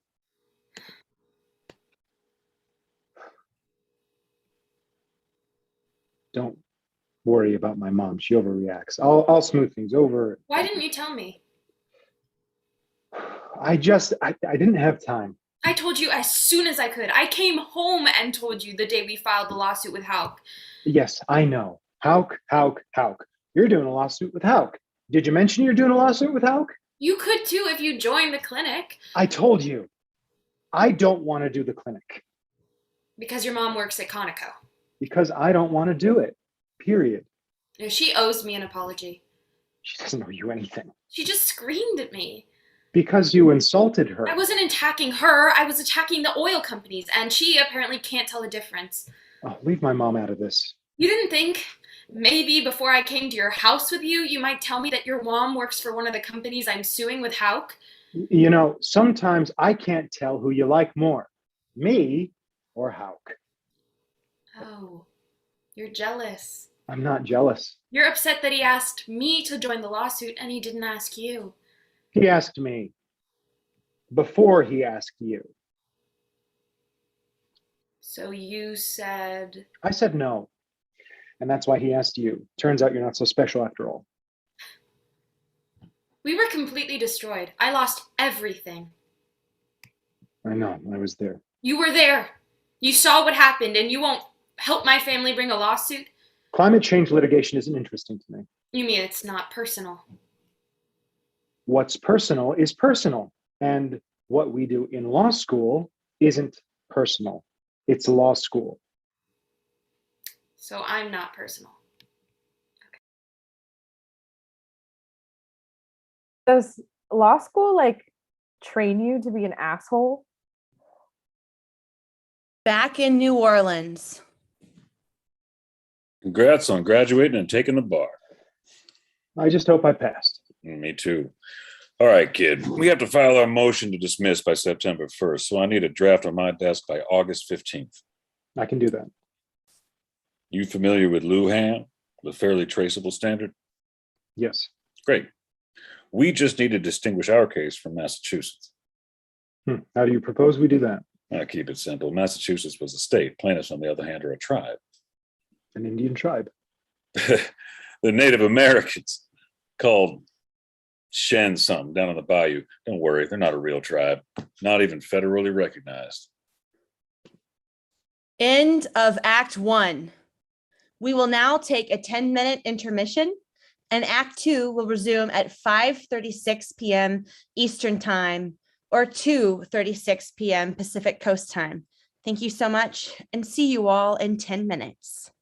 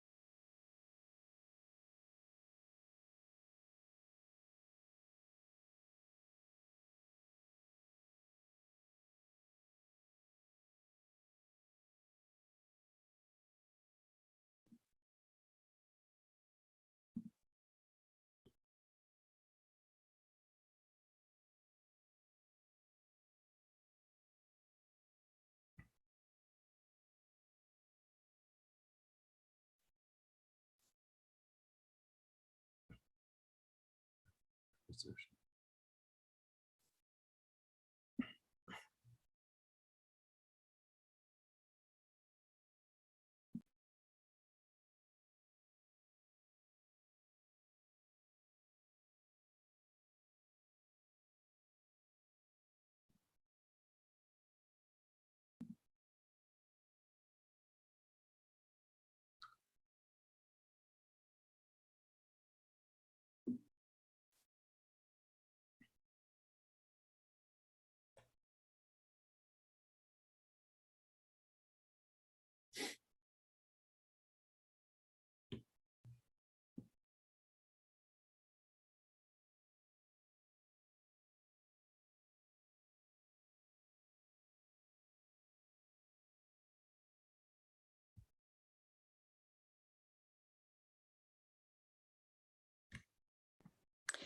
Welcome back to Act 2 of Fairly Traceable.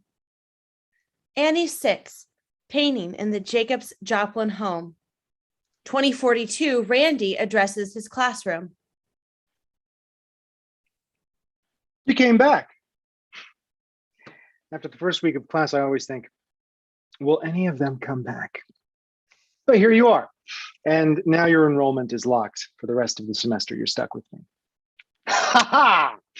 That was funny. I mean, I meant it for me. Okay, so you should have all read Verdun versus Murphy Oil, our first climate change case, post-Mass v. EPA. Plaintiffs who lost their homes along the Gulf Coast in Hurricanes Katrina and Rita sue the oil companies. All of them. Lawsuit of the century. Raise your hands, tall and proud. Who can tell me where the plaintiff's claims, if they were fairly traceable? 2008, in the Tulane Law School clinic, Professor Houck holds a brief in his hand. They filed their opposition. You read it? It's awful. We knew it would be. My favorite part?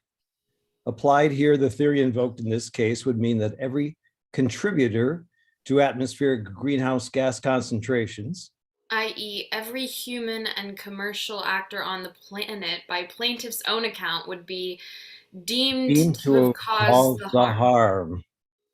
Plaintiffs thus would be entitled to sue any one contributor, perhaps a farmer driving a tractor in Nebraska or a shrimp fisherman running his boat off the Mississippi Gulf shore. Who do they pay to write this shit? Apparently Tulane's finest. He hands her the brief. She sees Randy's name on the brief. Oh my God. I thought you knew. I haven't seen him since graduation. I need a break. I love this work. I really do. I just can't concentrate. I'm trying to help my mom, who, by the way, is still homeless. We're trying to rebuild her home. And we've got so many other cases in the clinic. You don't want to see him. I can't walk into that courtroom and see him sitting on the other side, their side. They know that. They carve canals through families, tribes, churches, any group with a connection that might oppose their expansion. I want you to do the argument. Me? No one's more qualified to do this argument. Except you. They expect me to do the argument, but you, the survivor of Hurricane Rita, the girlfriend of the attorney on the other side. Ex-girlfriend. Let's show them. This is one canal they can't carve. Several months later, oral argument before the court. Good afternoon. We are here in the matter of Verdun et al. V. Murphy Oil et al. First, we are here from the plaintiffs. Professor Houck. Thank you, Your Honor. Presenting plaintiff's argument today will be my colleague, one of the fellows of the Environmental Law Clinic at Tulane and a graduate of the class of 2008, Erin. That's quite the introduction, Ms. Verdun. Thank you, Your Honor. The jurisdictional question before the court is straightforward. This case presents the question of whether oil companies can be held accountable for the damage caused by their emissions of greenhouse gases. To me, you have a traceability problem. Your Honor, in Lujan, the Supreme Court was clear that if the plaintiff's injury is merely fairly traceable to the defendant's conduct, then the court has jurisdiction. What's your injury? Plaintiffs have lost their homes, their communities, and in some instances, their loved ones. In a hurricane. Correct. You want me to believe that Murphy Oil caused the hurricane? This is the pleading stage, Your Honor. We don't have to establish causation before we've had the opportunity to present evidence. Evidence of what? You think you could convince a jury that Exxon is in the business of making hurricanes? Yes. Just like the tobacco companies profited from making a product that killed thousands. Fox, and back to Lujan. You think you can meet that Lujan's traceability standard? We do. After Massachusetts v. EPA, You represent a tribe. Massachusetts is a state. I represent an Indian nation, a sovereign Indian nation. Your tribe isn't federally recognized. That's true. You want me to find that your tribe, which isn't even federally recognized, is entitled to the same special solicitude in Massachusetts, a state. My tribe existed as a sovereign nation long before Massachusetts even had. You're just getting started. You've probably never experienced limits, but as a judge, it's my job to apply them. Your Honor. I drive a car. Cars emit greenhouse gases, and that causes global warming. So are the injuries of your tribe fairly traceable to my car? With all due respect, Your Honor, there is a distinction to be made between your conduct and the conduct of Murphy Oil, BP, Conoco, Texaco. And your point, but you still haven't given me a limit. If you can sue the oil companies, can you sue India, China, the state of California? They drive a lot of cars in California. We are not suing individuals who drive cars. We're not suing countries. We're suing the 19 companies who make billions in profits from a product that causes massive worldwide destruction. And to your point, we can't define a limit before we've reached it. And the limit we're discussing is a constitutional limit. It has to be because Justice Scalia claims his Lujan fairly traceable standard is derived from Article 3. But the words fairly traceable appear nowhere in the Constitution. They appear in Lujan. You seem to forget I'm a lower court. I don't follow the Constitution, I follow the Supreme Court. I love that our law schools have clinics. One, it serves an important function because they provide free legal services to people who otherwise could not afford them, like your people. So I appreciate that. But really, it's just refreshing to have you here. You're the first Native American to argue in my court. Hearing your passion and idealism, your vigor, it inspires me. You truly love the land. And we can't hold that against you because it's who you are. So I thank you for what you do. Thank you for doing it. All right then. I believe we will hear from defendants since it's their motion to dismiss. Mr. Roberts, you may begin. Thank you, Your Honor. I'd like for the court to know that we have our own Native American. That's fantastic. He's with me here now. I present to the court Mr. Randy Jacobs. He's a Native American from The Ponca tribe of Oklahoma. He's from Oklahoma, Your Honor, but he lives here in New Orleans now, where he practices law at our firm. It warms my heart to see so many disadvantaged youth making the most of the education they receive. Mr. Jacobs will present defendant's argument. I will. You'll be fine. You prepared the outline. For you, I never thought You that I would- got this. Let the record reflect that not all Native Americans oppose progress, energy, and civilization. Mr. Jacobs, you may proceed.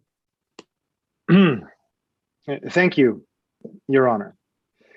And may it please the court, Randy Jacobs with Breaker, Bowie, Olson, and Roberts on behalf of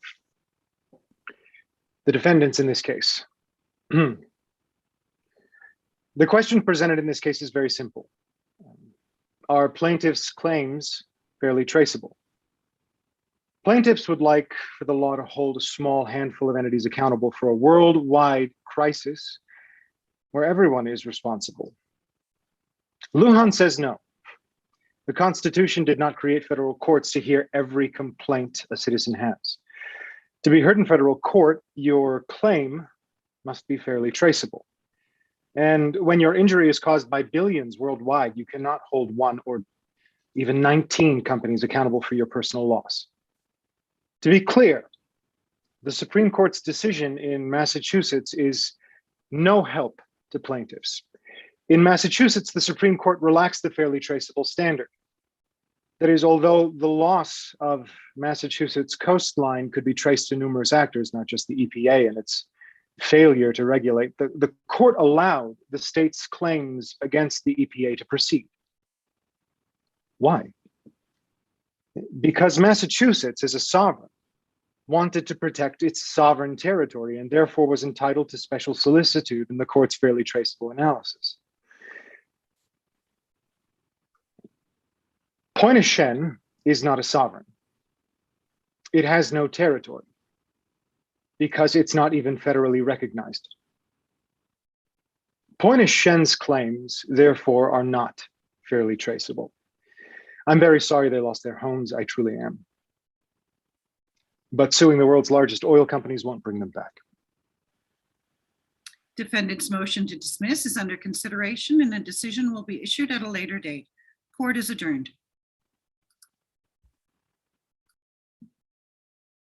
Sorry, I said that I would cut your balls off Oh, well, I didn't. because now I know there's nothing to cut off. At 3 p.m. in the afternoon, Jack and Randy sip whiskey at Galatoire's. Man, the enviros, they have it tough. Not an easy argument. I'd hate to have to make it. What'd you think? I think the judge is on our side. Got to hand it to them and never give up. Why do all environmentalists love TNA? Because they think it stands for trees and air quality. That's a good one. How do Prius owners drive? One hand on the wheel, the other patting themselves on the back.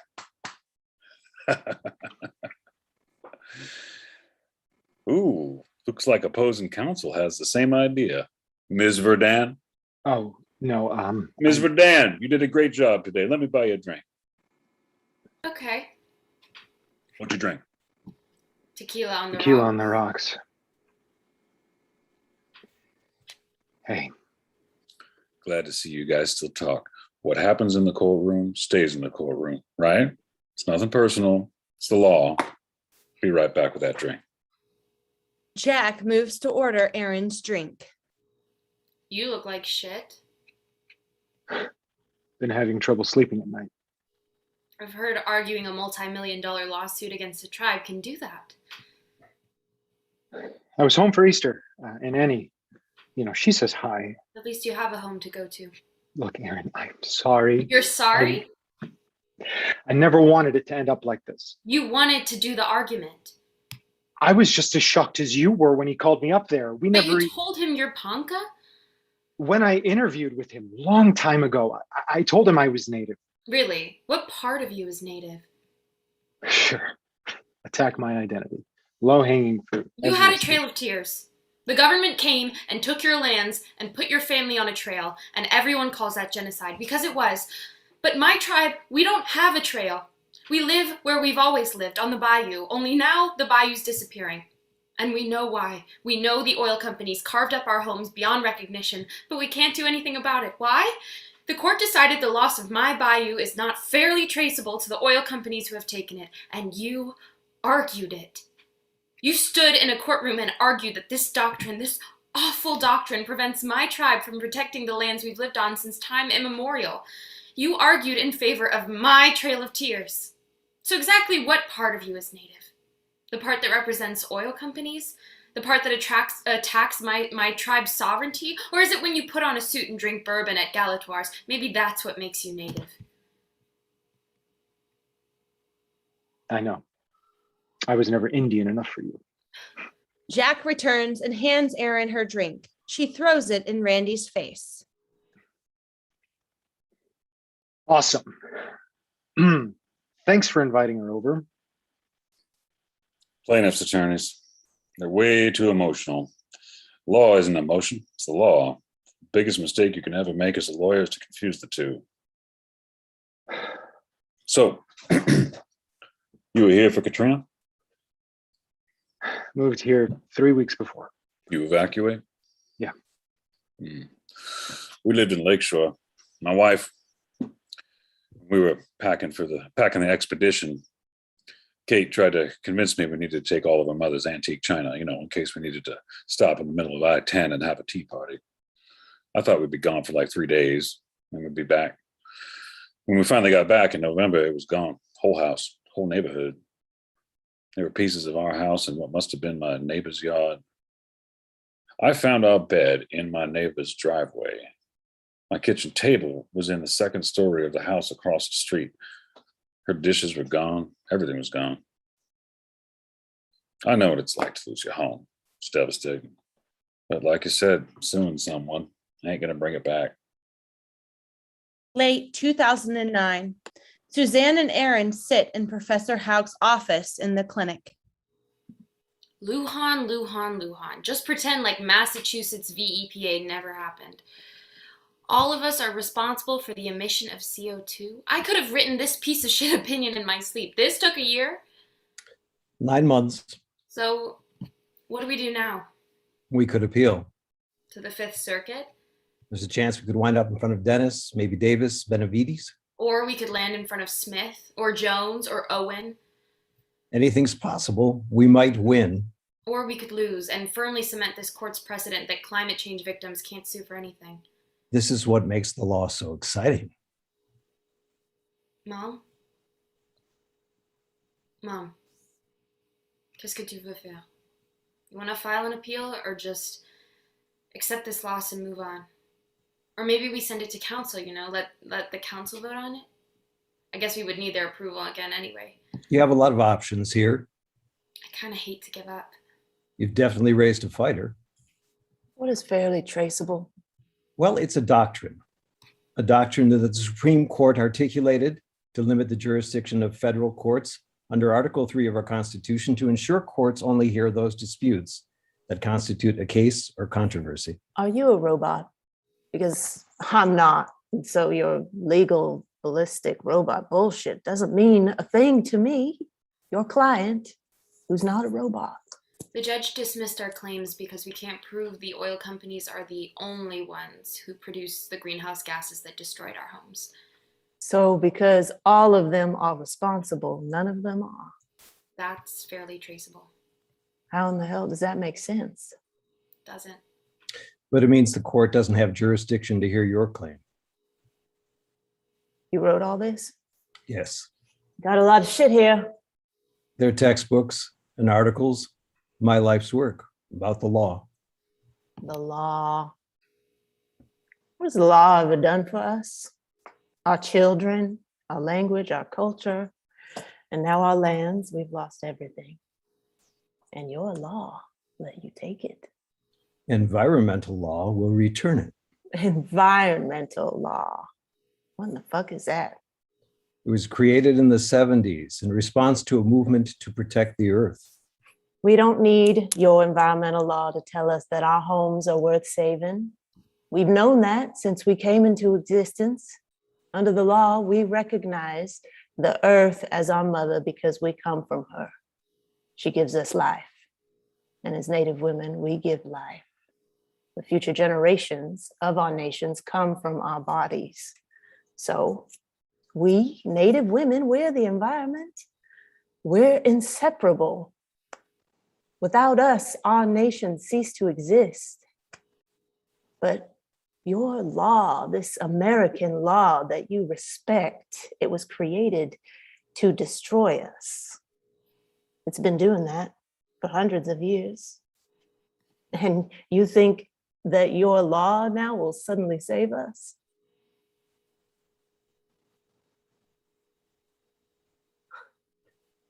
Ms. Bear, my dog, died Thursday morning. I found her 17 years ago on the side of a dirt road coming out of the Atchafalaya swamp.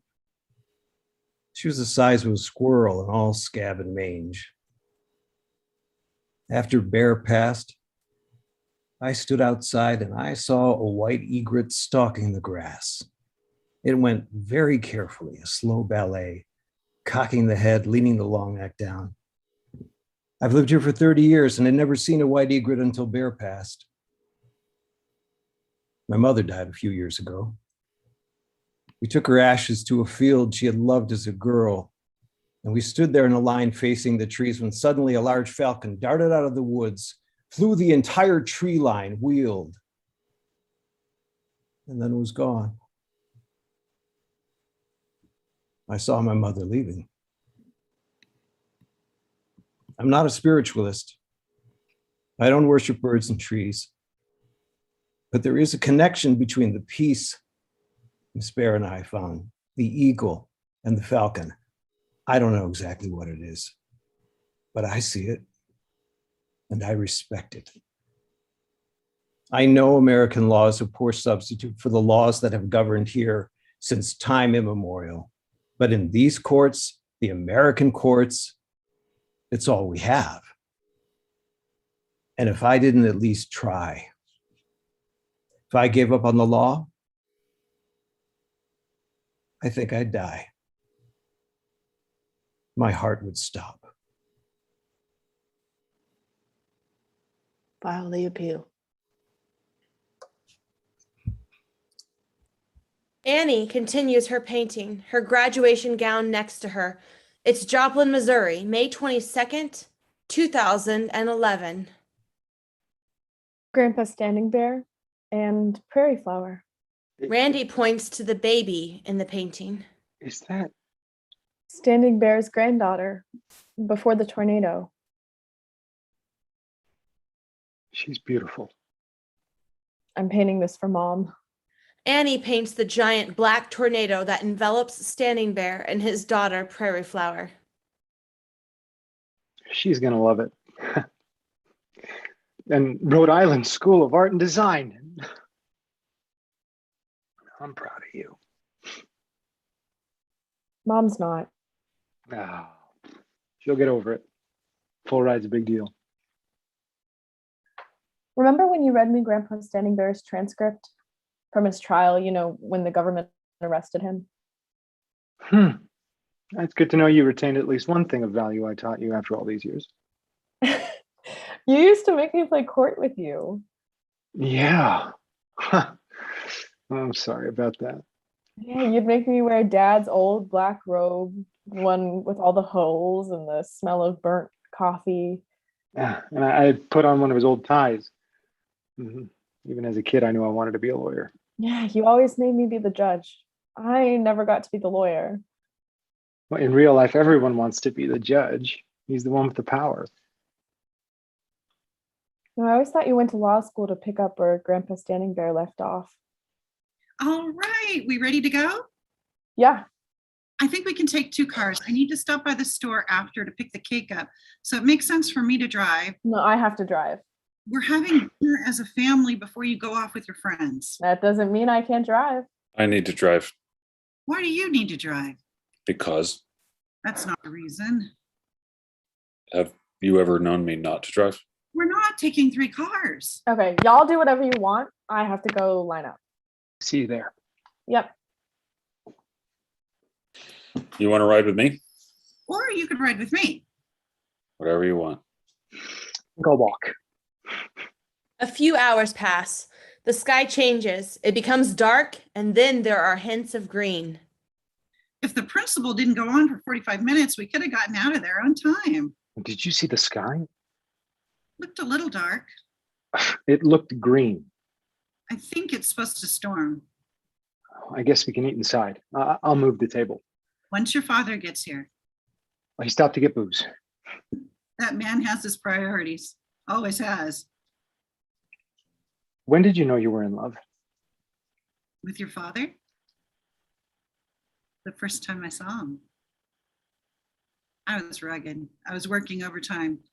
Then, to pay for Grandpa's cancer treatments. And there I am, all by myself, haven't slept in 2 days, still in my uniform. I'm sitting at the counter of Odie's, ordering myself a Miller Lite. And in my head, I've lost all the ability to think. And in my mind, all I hear is an old Cash song, almost on repeat. I fell into a burning ring of fire. I went down, down, down, and the flames went higher. And then I swear, as I'm singing in my head, I hear the song. I look up, over at the jukebox, and there's this strange man. Never seen him before, but his hair is light. He's wearing a suit. He says he's a journalist. He's on assignment. He asked me to dance. A loud sound is heard. It's the wind picking up. Did you hear that? Carol goes to look out the front door. She exits. The wind becomes louder. Randy stands by himself as the noise around him increases, similar to a train in the near distance. He looks at Annie's painting. Basement. Carol What? returns running. The roar of the train-like sound drowns their voices. Get in the basement now. Carol grabs Randy and pulls him off stage in the opposite direction to the basement. Blackout. The sound of an incredibly loud, roaring freight train is heard. It lasts only 10 seconds and then silence. Suddenly, the piercing squeal of tornado sirens.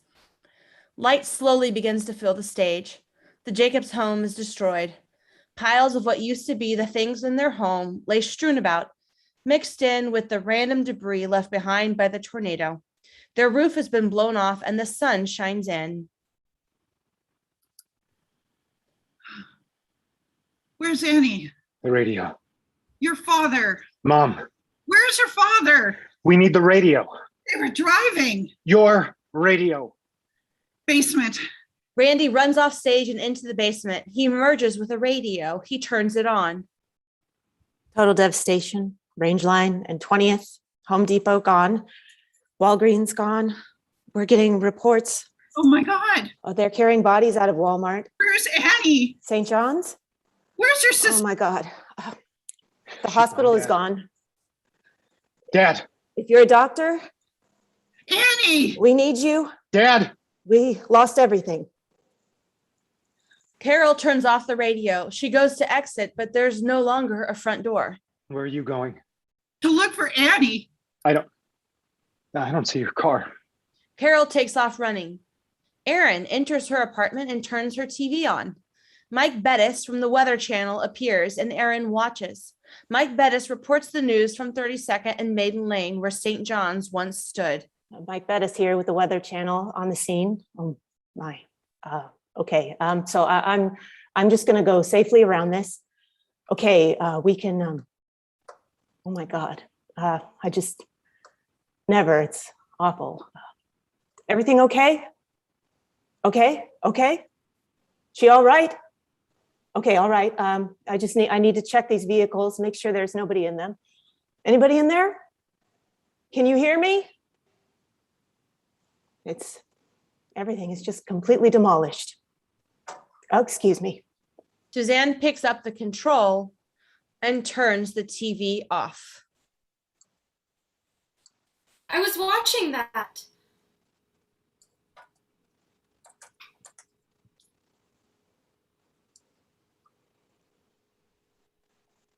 Been on the couch all day.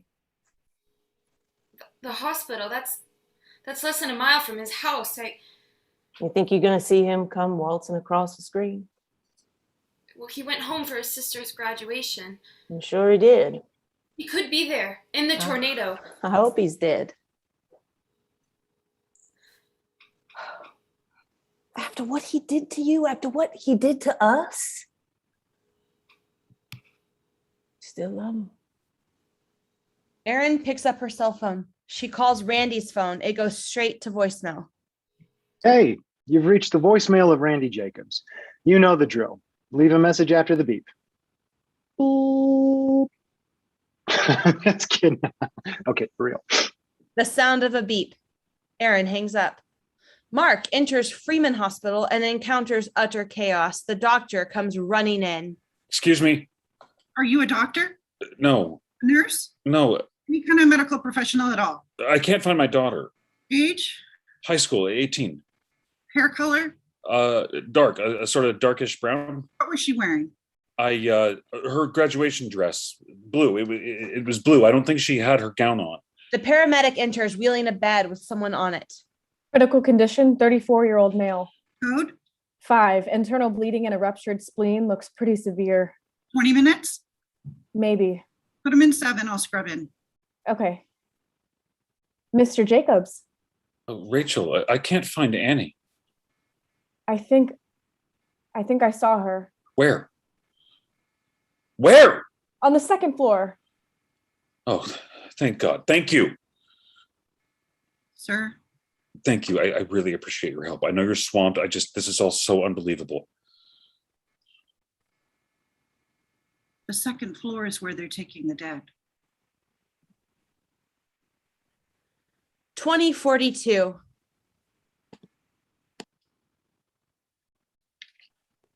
I lived in Joplin and Oklahoma my whole life. And I never saw a tornado that large, that devastating. It was a mile wide tornado. I know what you're thinking. It was just an F5. You kids see F8s, F9s, even F10s. Well, in 2011, F5 was as high as the scale went. We'd never had an F8 or even an F6. They didn't exist. The Joplin tornado was the beginning. The beginning of the end. 2 days later, early afternoon, the sun shines brightly. Mark enters wearing safety gear. Randy joins him, also in safety gear. Father and son begin to work through the pile of debris that was once their home. Anything they can recover is placed in a pile near the edge of the stage. Randy picks up a bowling shoe. Found your bowling shoe. Just the left one, though. Not the right one. I haven't bowled in years. Well, the bowling alley on 4th and Maiden Lane is still open. We could go, you, me, Mom. Your mom hates bowling. More debris, wet rags, a half-destroyed bag of diapers, some plastic hangers. They pull out items in silence. Mark pulls out a damaged piece of paper. The last will and testament of Robert E. Fisher. Did he make it? Saw his wife at Freeman. She found him hanging from a tree. They continue to dig through the pile of debris. Randy uncovers Annie's painting of the tornado and the Ponca Trail of Tears. It survived the storm, but a small pipe punctured the upper left corner. However, the rest looks to be in pristine condition. You hungry? I'm fine. I'll take you to Applebee's. No thanks. It's the only place left. I'm leaving at a 6 a.m. flight tomorrow out of Tulsa. I have to get back to work. Fine, leave. You and your mom both. Mom didn't leave. Do you see her standing here? She went to White Eagle to see her sister. She needs her family right now. What about me? What about you? She was my daughter too. Randy turns to his students, 2042. I still have the articles my father wrote. My dad, he shut himself up in a hotel room for an entire month. All he did was write. Mark retreats to his hotel room. He takes the bottle of whiskey sitting next to him and fills his plastic Holiday Inn glass. He begins to write. Don Lansaw, 31, was one of at least 160 people who did not survive the F5 tornado that tore through Joplin on Sunday.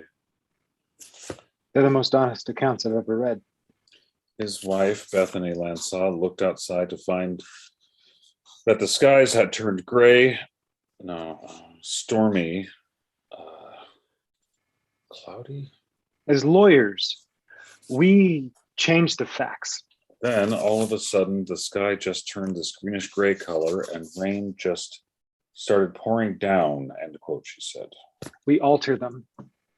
The couple didn't have time to get into the crawl space below their house. We shape them. So they grabbed some nearby pillows and dashed for the bathtub. To serve our argument.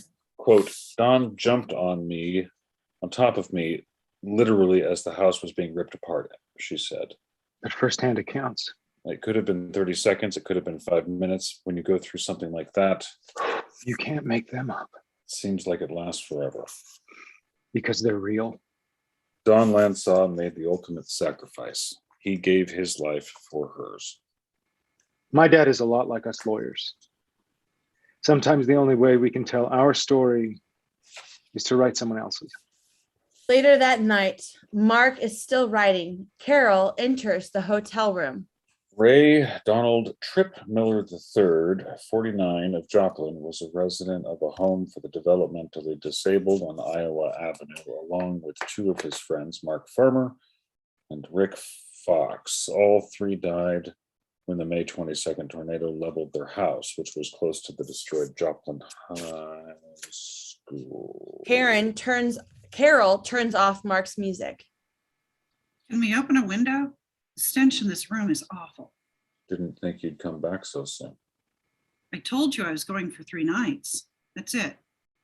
Guess I lost track of the days. I've heard that happens when you lock yourself in a room and drink whiskey. Have you even picked up a copy of the Globe? Every day, the cover features a life lost in the tornado. Well, hasn't this been good for your career? I'll say whatever you want. We need to talk. I don't have time to talk. I'm on a deadline. I'm sorry. Is my presence here interfering with the paper? What I'm doing is important. It's incredibly self-serving. I'm not the one who ran off to Oklahoma to pretend like nothing happened. I'm not the one who sat in my car and did nothing. We had no warning. You sat there. There was no time. You sat there and watched. What was I supposed to do? Stop her. Tell her to stop. Don't get driving. Get out of the car. You should have done something. Carol grabs his notebook and begins ripping pages. What are you doing? I want you to care about your daughter as much as you care about your fucking paper. Carol throws what remains of the notebook on the floor. Mark tenderly picks up the pages. 2 months later, Carol stands next to a box. That's the last one. Already? Not much is left. I guess not. You want to grab a bite to eat? I'm starving. Your dad and I are getting a divorce.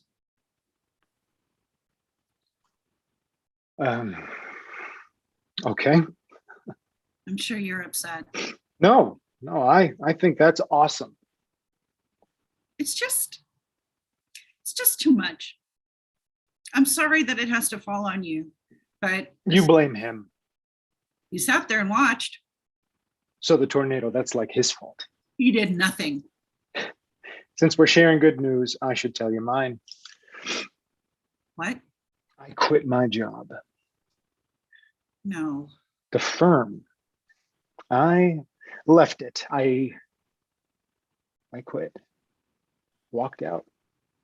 Goodbye. I don't want to work for you anymore.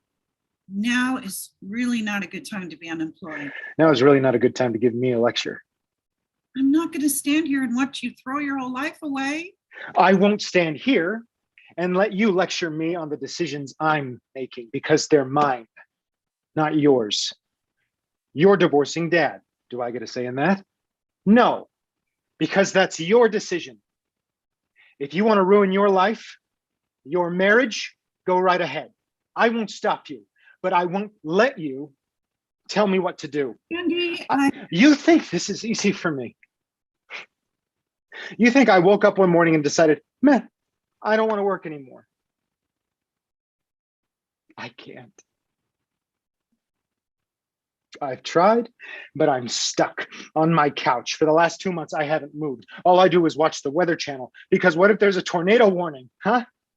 Where's my mom? Where's my dad? I just keep rethinking if I had paid attention to the forecast, if I had gone with her in her car, I should have called her as soon as I saw those clouds. I should have called her and I should have said, get off the road now, find a house or something to get under. No, you could have done. He was my sister. Carol exits. Randy shouts after her. I know you're disappointed in me. Ever since I started law school, all I've done is disappoint you because, you know, I took environmental law. And then I dated an environmental lawyer. So total failure. Your son, the disappointment. Your son, the professional who can't practice his profession. Your son, the stereotype. Carol returns carrying Annie's painting of the Trail of Tears. She hands it to Randy. I want you to have this. She painted it for you. When your grandpa Standing Bear filed his writ of habeas Habeas corpus. yeah, that. The government argued that Indians aren't persons under the law. But he stood up and told that judge, "This hand is not the color of yours, but if I pierce it, I shall feel pain. I am a man. The same God made us both." 8 days later, the judge declared Indians to be persons under the law. Growing up in Ponca City, seemed like just about every family had someone who was sick, even if they didn't work at the refinery. Everyone had someone with cancer. They still do. But I never quit. Your uncle, Walter, my Aunt Denise, Buck, Steve, me, we all still work for Conoco. After we had you, I had 3 miscarriages. When Annie came, she was a miracle. I'm sorry I told you not to do environmental law. We're descendants of Chief Standing Bear. His blood runs through your veins. That's not a stereotype. That's who you are. 2 weeks later, Professor Houck sits in his office. Well, look who it is. I quit. The case? My firm. So you aren't working on our appeal. You can talk to me all you want, but I won't be able to help you settle this case. That's not why I asked you to come here. Oh? I'm sorry about your sister. I don't need your sympathy. I'm not offering any. Then why am I here? I'm retiring. You can't do that. I turned in my resignation last week. No one can teach environmental law the way you do. Nice to know you care. Who are you hiring to replace you? I was hoping that would be you. I don't know how to teach. I'm not qualified. I mean, did you ask Erin? She's going to run the clinic. With the explosion of climate change, it's just too much for one member of the faculty to do both. I'm not asking you because you're Native. I'm asking you because you're one of the smartest students I've ever had in over 30 years. I still remember that first day of class before Katrina. You understood environmental law before I opened my mouth. There's no one I'd rather have replace me. 3 months later, Mark has moved into a new home. Hey, Hi. can I get you something to drink, some water, coffee? Oh, I can't stay long. Sure. How's your mom? She's fine. I heard she's I didn't come over here to talk about mom. right. Of course. You said you have something you want to give me. Yeah, right here. Mark points to a box in his empty living room. You found my yearbooks? My regalia? I'm not here to play 20 questions. Remember when the Globe had me run a cover page story every day for 160 days straight? Each day covering the story of a life that was lost? You mean when you locked yourself in a hotel room and stopped talking to us? I saved them. All of them. In this box. I want you to take them with you. They need to be in the hands of a good attorney. Someone who will put them to use. What, you want me to file a lawsuit? Got everything you need right here. Just a suggestion. I mean, what do I know? I'm not an attorney. Just seems like the people who profit from this destruction should be held responsible. Erin enters and sits at her desk in the clinic. Randy enters carrying the same box his father gave him. Hey, For the record, when Houck said he was hiring you, I threatened to quit. I'm glad you didn't.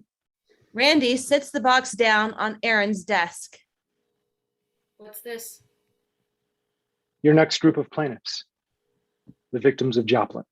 You want my clinic to file a lawsuit, Joplin deserves justice. says the man who defends the entire industry. I quit my job. After you won. I can't believe you have the guts to walk into my office and ask for my help just because you lost everything. Maybe I should argue your claims aren't fairly traceable. I deserve that. Okay. Well, see you later. I called you like a million times. It went straight to voicemail. For 5 days, I thought you were dead. I couldn't sleep. I just kept refreshing CNN's webpage looking to see if your name was on the list. And that's when I saw. I'm so sorry. There are 164 lives here. Only one of them is my sister. The rest are friends, neighbors. Some are strangers. They all deserve justice. Erin takes the box. She pulls out the articles one by one. Robert W. Baker, 54 of Joplin, was a married father with 2 daughters and 5 grandchildren. He worked at Cycle Connection. Shantae Canton, 10 of Joplin, was a pupil at Eastmoreland Elementary School. She is survived by her parents, Moses Caton and Crystal Whitley. Melissa Ann Crosley, 36 of Joplin, was an employee of a Walmart store. She is survived by 2 sons and a daughter. Annie Jacobs, an 18-year-old recent graduate of Joplin High School and a promising artist with a scholarship to attend a prestigious art academy in the Northeast. Your dad wrote this? I guess so. You guess so? I never read it. Jacobs was returning home from Joplin High's graduation ceremony Sunday afternoon with her father, Mark Jacobs, following close behind when the tornado roared across Schifferdecker, colliding with her Honda Civic. Jacobs was either sucked through the vehicle's sunroof or thrown out. As a dad, you never want to let go of your kid, Mark Jacobs said. My biggest regret is that I didn't hang on to her. I don't expect you to forgive me. I don't deserve that. And you deserve to hate me for the rest of your life. But I hope, no, no, I pray that you will let me work with you to fight this. Remember when you asked me if I wanted kids? Look, I just say things, you know, sometimes without thinking, and Climate I'm change sorry. isn't the reason I can't have kids. It's the reason I have to. Okay. If I, as a Chitimacha woman, if I decide not to have kids, well, I'm just helping the United States government finish what it couldn't quite complete 100 years ago. I'll have the complaint to you by Friday morning. 2042. Randy turns to his students. Well, it's the end of our second week together. And although that may not seem significant to you, it is to me. This is an important year for environmental law. This June marks the 50th anniversary of Lujan. And although I was not aware of Lujan in 1992, when Justice Scalia first articulated the words fairly traceable, I have to say that for the majority of my adult life, his words have haunted me. They haunted me when we lost New Orleans. They haunted me when we had to move Tulane's campus to Baton Rouge. They haunted me when I lost my sister. Erin, with gray hair, enters with her teenage daughter, Charlotte. Charlotte carries a painting. Oh, sorry. Yeah, my wife and my daughter every month. I thought class ended at 11:15. Usually does. I ran over today. Sorry. How does it feel to witness the greatest victory in environmental law? Standing before you, ladies and gentlemen, is Erin Verdun. Erin Verdun argued Verdun v. Murphy Oil in the Supreme Court and won. Erin Verdun, ladies and gentlemen, single-handedly convinced the court to overturn and erase the fairly traceable doctrine in Lujan. Biggest victory in the history of environmental law. Yeah, after we lost Pointe-au-Chien, Manhattan, Miami, But we won. and we still lost New Orleans. Charlotte hands her father the painting. What's this? I made this for you, for your classroom. My daughter's a bit of an artist. It's the bayou before, when it wasn't underwater, when we could still visit Grandma's grave. She painted Pointe-au-Chien. Would it be all right if I hung it in here? In our classroom? He picks it up and holds it up to the wall. To the right. You sure? Yeah, you've got it all crooked. You're right. Randy moves the painting. That's it. Perfect. Perfect. They stand back and look at the painting. End of play.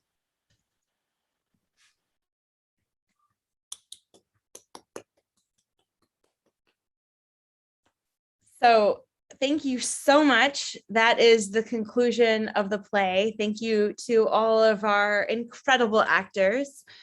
Allie and Jorie, are we taking a break at this moment, or are we going straight into the talkback panel? Straight into the talkback panel.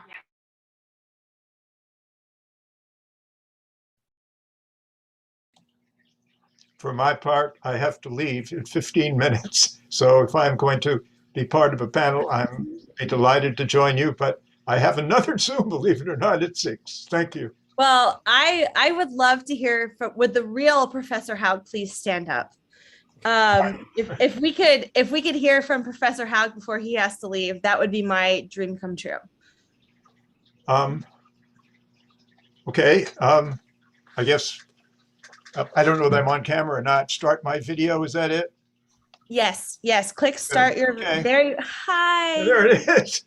Hey, I hope you like the bolo tie. That's I for you. love the bolo tie. I That's love for you. the bolo That's tie. for you. I want to say that the acting was magnificent. I mean, there's some people just tore me up. Just, and you could see, and I went to say, you could feel all the tensions in this play among the characters. How in the world you made a play about standing, about fairly trained? How do you make a play out of that? It's, you know, I would have said can't be done, and yet this is another one I've seen 5 of yours now, and they've always blown me away. For those who don't know it, she was writing plays before she even came to law school. She wrote 3 in law school, and she went on to a legal career, high-powered, made lots of money, and then quit and did what she loves, and she's great at it. Well, Professor Houck, every single one of your classes was a play. It was a story. It was compelling. It was what inspired me to do what I'm doing with my life. So it is my dream come true to have you watch this play and to have you be with us here today. Law is a story. I'm about to go into another story about an amazing decision here in Louisiana, and talking with the judge who did the decision, Judge Dennis, whom you may know. And it's, in a way, the same thing. It's about people. I mean, the law is the law, but that isn't it. People make the law. And so I'm just going to talk about the 4 people that made this happen. If you had to say in this play, who are the 4 people that made it happen? It would have to be Randy, it would have to be Erin, it would have to be, the me character is rather, I think, tangential, nice, but rather too tangential. All the accolades about best professor in the world, I don't think the world has recognized that, and I don't think anyone else is likely to, but thank you. Patty? Well, I will stand by that. I think you are one of the best law professors that have ever existed. And I really believe that you have been an entrepreneur in the field of environmental law. and would love to hear anything you have to say in response to the play or where environmental law stands now. Yeah, environmental law stands now where it always has stood, 1 foot in peril and 1 foot on high ground. And it will remain that way, but it remains the most important piece of government, in my point of view, or non-government, because it keeps the government honest. And between environmental law and the media, that's it. It's the only thing we had against Trump. And it's the only thing you have against the bad guys. And so for those of you who want that practice, you've got to be a bit of a rebel.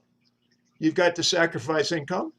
You've got to be prepared to take risk because you're going to lose more than you're going to win. Your cases will not be fee bearing. It's a challenge.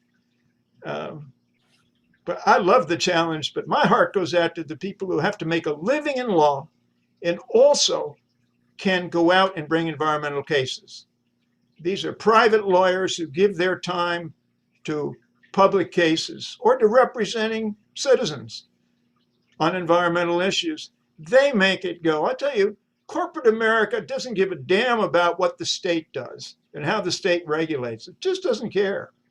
They own the state and they can pay the fines. But when they get sued for treble damages by a victim that died from a hazardous waste, from the Livingston train derailment or the hazardous waste that covered their town, they're looking at incredible damages. They're talking about multi-billion, they're talking billions in damages. And they're talking billions in credibility. Yes, Sunoco, you did this.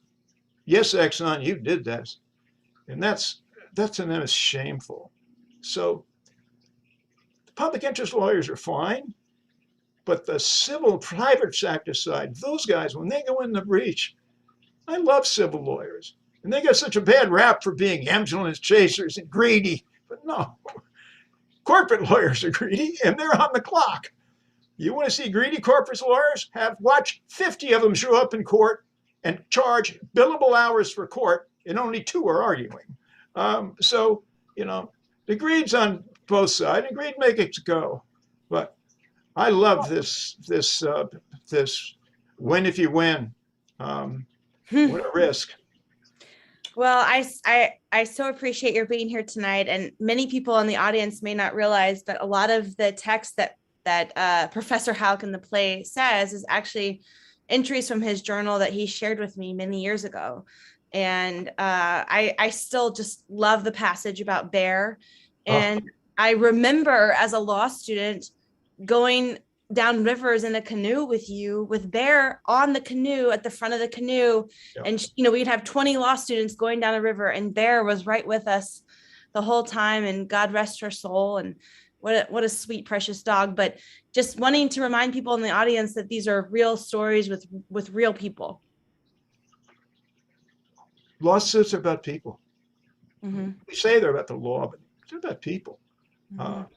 And this play sure made that. I mean, the Randy character, what an agony he went through.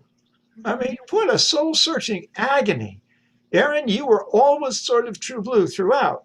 But your agony was interpersonal with Randy. Randy had to deal with his father and the rest of them. And what an agony. I thought you played that just marvelously. I'm so glad I was never in that fix.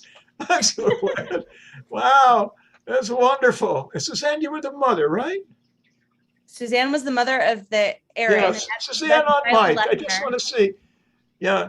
Did you feel the agony too? Didn't you feel a little embarrassed about encouraging Randy forward to go ahead and represent Conoco, whoever it was?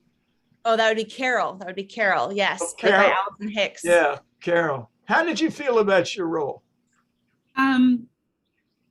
As an actor, you always have to feel as if you're the hero of your own story, and you're right. Yes, you're right. Yes, you're right. You can't judge the character. And I know many Native people that do have those opinions. I grew up in a family where we didn't have much on my great grandparents and my grandparents, and it was about survival, and caring about the environment was part of their being. Yet they had to worry about where their next meal was coming from, and they had to work. And if Conoco was going to offer them a job, they would have to take it to support their family. Absolutely right. You know what you find in those circumstances? The husband works for Conoco and the wife goes out and works for an NGO. And we find that a lot in New Orleans. I mean, all the NGOs in New Orleans are run by women. And all their husbands work for a living, big time, basically oil and gas or the chemical industry. They seem to get along. And it's quite a symbiosis.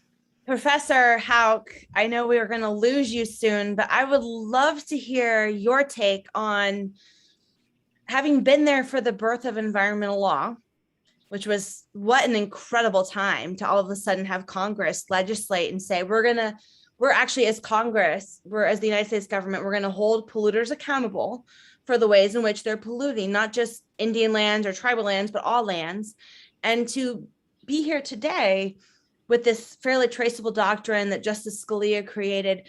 I mean, clearly, what is the role of federal courts to address climate change? Is there a place? Is there any role for federal courts to address climate change? Or is that something is that just a question for Congress? Because it seems like the fairly traceable doctrine doesn't give plaintiffs much room to look to courts. That's a two-part question. The first is being there at the birth.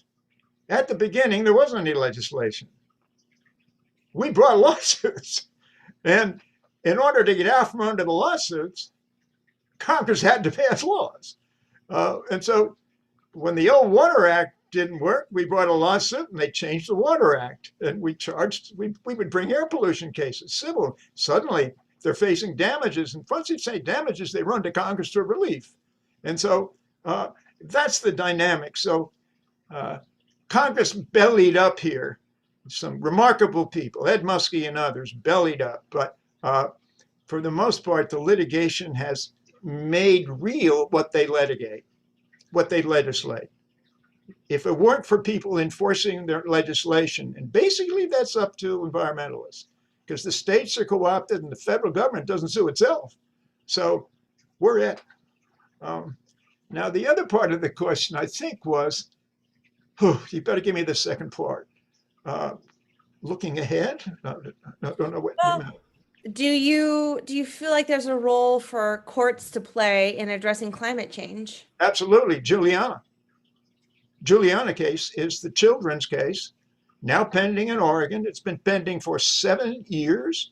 It's been to the Supreme Court twice, and they've, rather than diss the kids, because it's the kids that are claiming that climate change deprives them of their equal protection and due process.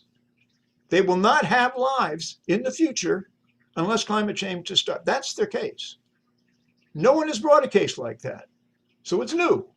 But so was civil rights cases. They were new. And so this is another kind of rights case. And it's beautiful because 21 children are bringing it. And it is won in the district court 3 times. It is won in the Court of Appeals twice. It's going back to the Supreme Court, and the Supreme Court doesn't dare reject the case, because if they do, the stigma against them is going to be huge. You know, the Democrats on the court are going to be for it, so it's going to another political scum move. And so that's a very interesting case, and it's back before the district court again. I actually haven't followed it as closely as I should have, but has either the district court or the Ninth Circuit determined whether or not the children's claims are fairly traceable? Yes. Fantastic. Did they rely on Massachusetts versus EPA? Yes. Now, wait a second. The trial court did. It went up before the appellate court. Here's the appellate court thinking. If we find this purely traceable, then it's going to go to the Supreme Court, and they're going to kill us, and they're going to kill the kids.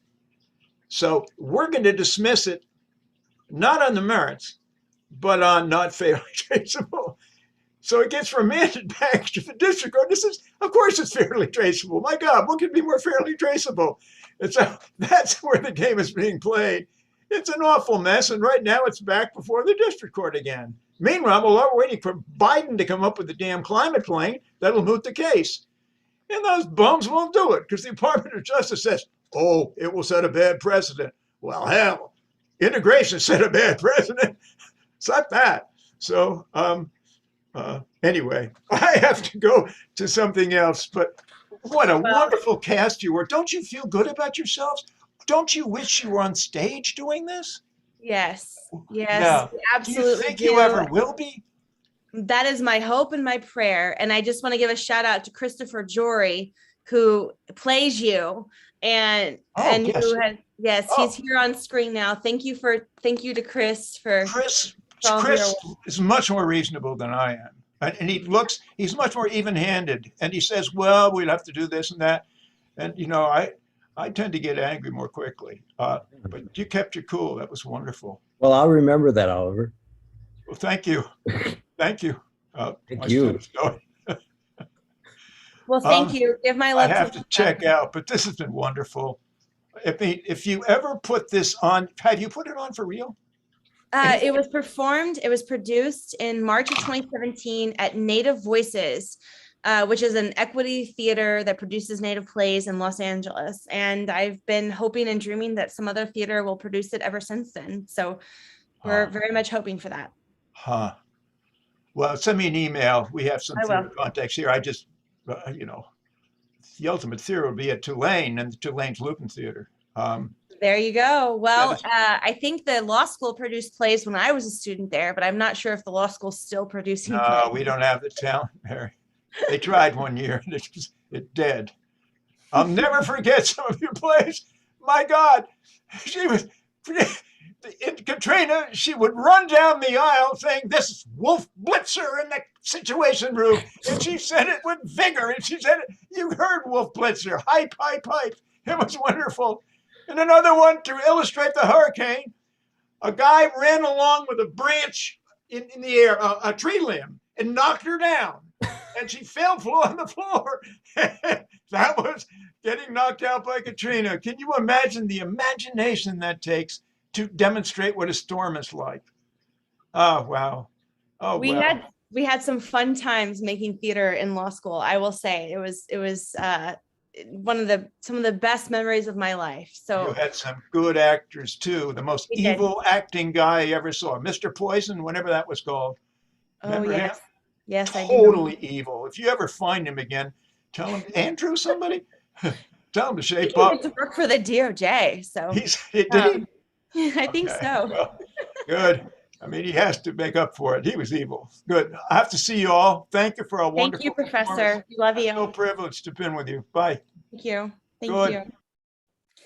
Well, before we close out, I definitely want to introduce another law professor we have here with us. We're very blessed to have Patty Ferguson-Bohnee, who is a citizen of the Pointe-au-Chien tribe, a very esteemed law professor. And thank you, Patty, so much for joining us tonight. Please share any thoughts you have, reactions you have to seeing the play. I know you saw it in 2017. It's changed a bit. A lot's happened since then. Yeah, well, first of all, I just want to say it was fantastic and y'all were amazing. And Suzanne, love your accent. C'est très bien, merci bien pour tout ça, ça c'était bien. And so thank you for working on that because I know that you did. But I think bringing to light these stories of inequity and how this is real. And at this stage right now, I think most people know, but if you don't know, I mean, August 29th, the 16th anniversary of Hurricane Katrina, the second eye of Ida landed in our community, and that was a Category 4 hurricane. And so actually now only 10% of our homes are habitable. So, you know, what is being discussed in this play is, you know, it's real, you know, it was real life then, but it's real life now. Tribal members after Katrina and Rita, and yes, Rita was way more devastating to our community than Katrina because we received 8 feet of water. but people rebuilt by elevating their homes. And I think what people don't realize is that there's a lot of inequities in the rebuilding process.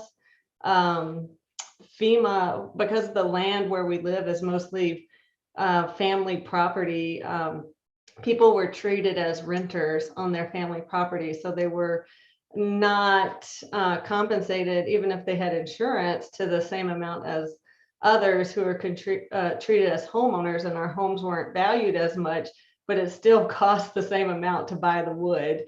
And so people made choices to elevate their homes, but that doesn't harden the homes to, to protect yourself from a Category 4 or a Category 5 hurricane. So while most of our homes have been elevated, they're not strong enough to withstand these increased winds that we're going to be facing in the future, and that all of our barrier islands are basically gone. So it makes us, we were a frontline community, but now we're the front line. So that's a different thing when you don't have a buffer and there's no accountability for any of that. So I think that how, the discussion here and the play here just elevates that. So I want to thank you all for putting in the time to prepare and for the performance, because it's, as me, as a member of the Pointe-au-Chien Indian tribe, a lot of people don't even know about our tribal community. And I was very thankful that Mary Kathryn, one day, she's like, I want to come to your community. I'm like, okay, and I was at a tribal elder's house, and we were making shrimp jambalaya and pot fried shrimp, and she was all dressed up, looking really nice, coming to the bayou.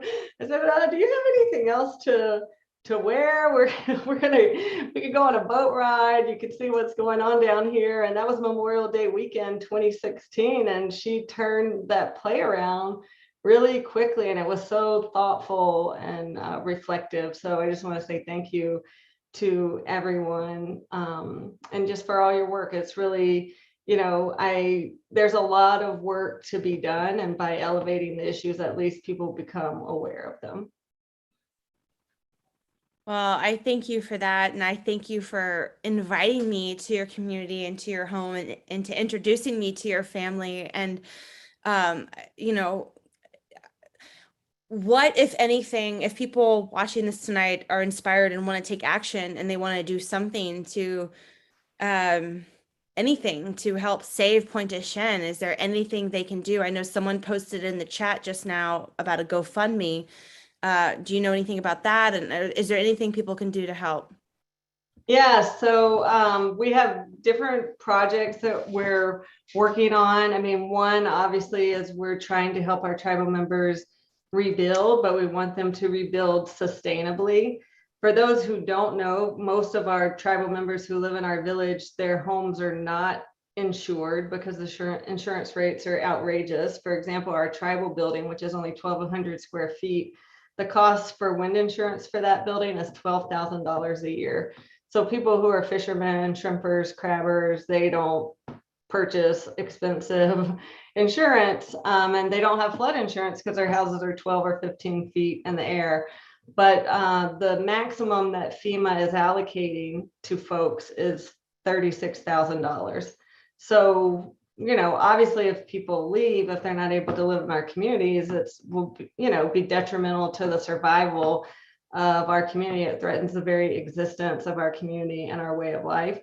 So, we are asking for donations to help in this effort, but also we're looking for architects who are willing to develop plans that would be sustainable. People who can, we've had a lot of actually two-lane students who've been volunteering every weekend in our community to help clean up because there's debris still on the side of the road. FEMA hasn't been in our community. They haven't sent people to assist with our tribal members. So, dealing with those inequities is important, but all of the volunteers who have come to our community to help clean up have been the ones who have provided the assistance right now. So people can do that. People can volunteer in the rebuilding process. People can help us advocate for equity in the FEMA process, or advocate that we become a pilot project, because our community is just one of a number of communities that are facing this issue. This is, you know, we see it right now in our community, but it's going to be replicated all over the coast. The impacts that are going to be caused by the increased storms. And supporting us when we finally submit our petition for federal recognition. If people want to write letters of support or help us on that effort, we're happy to receive that support.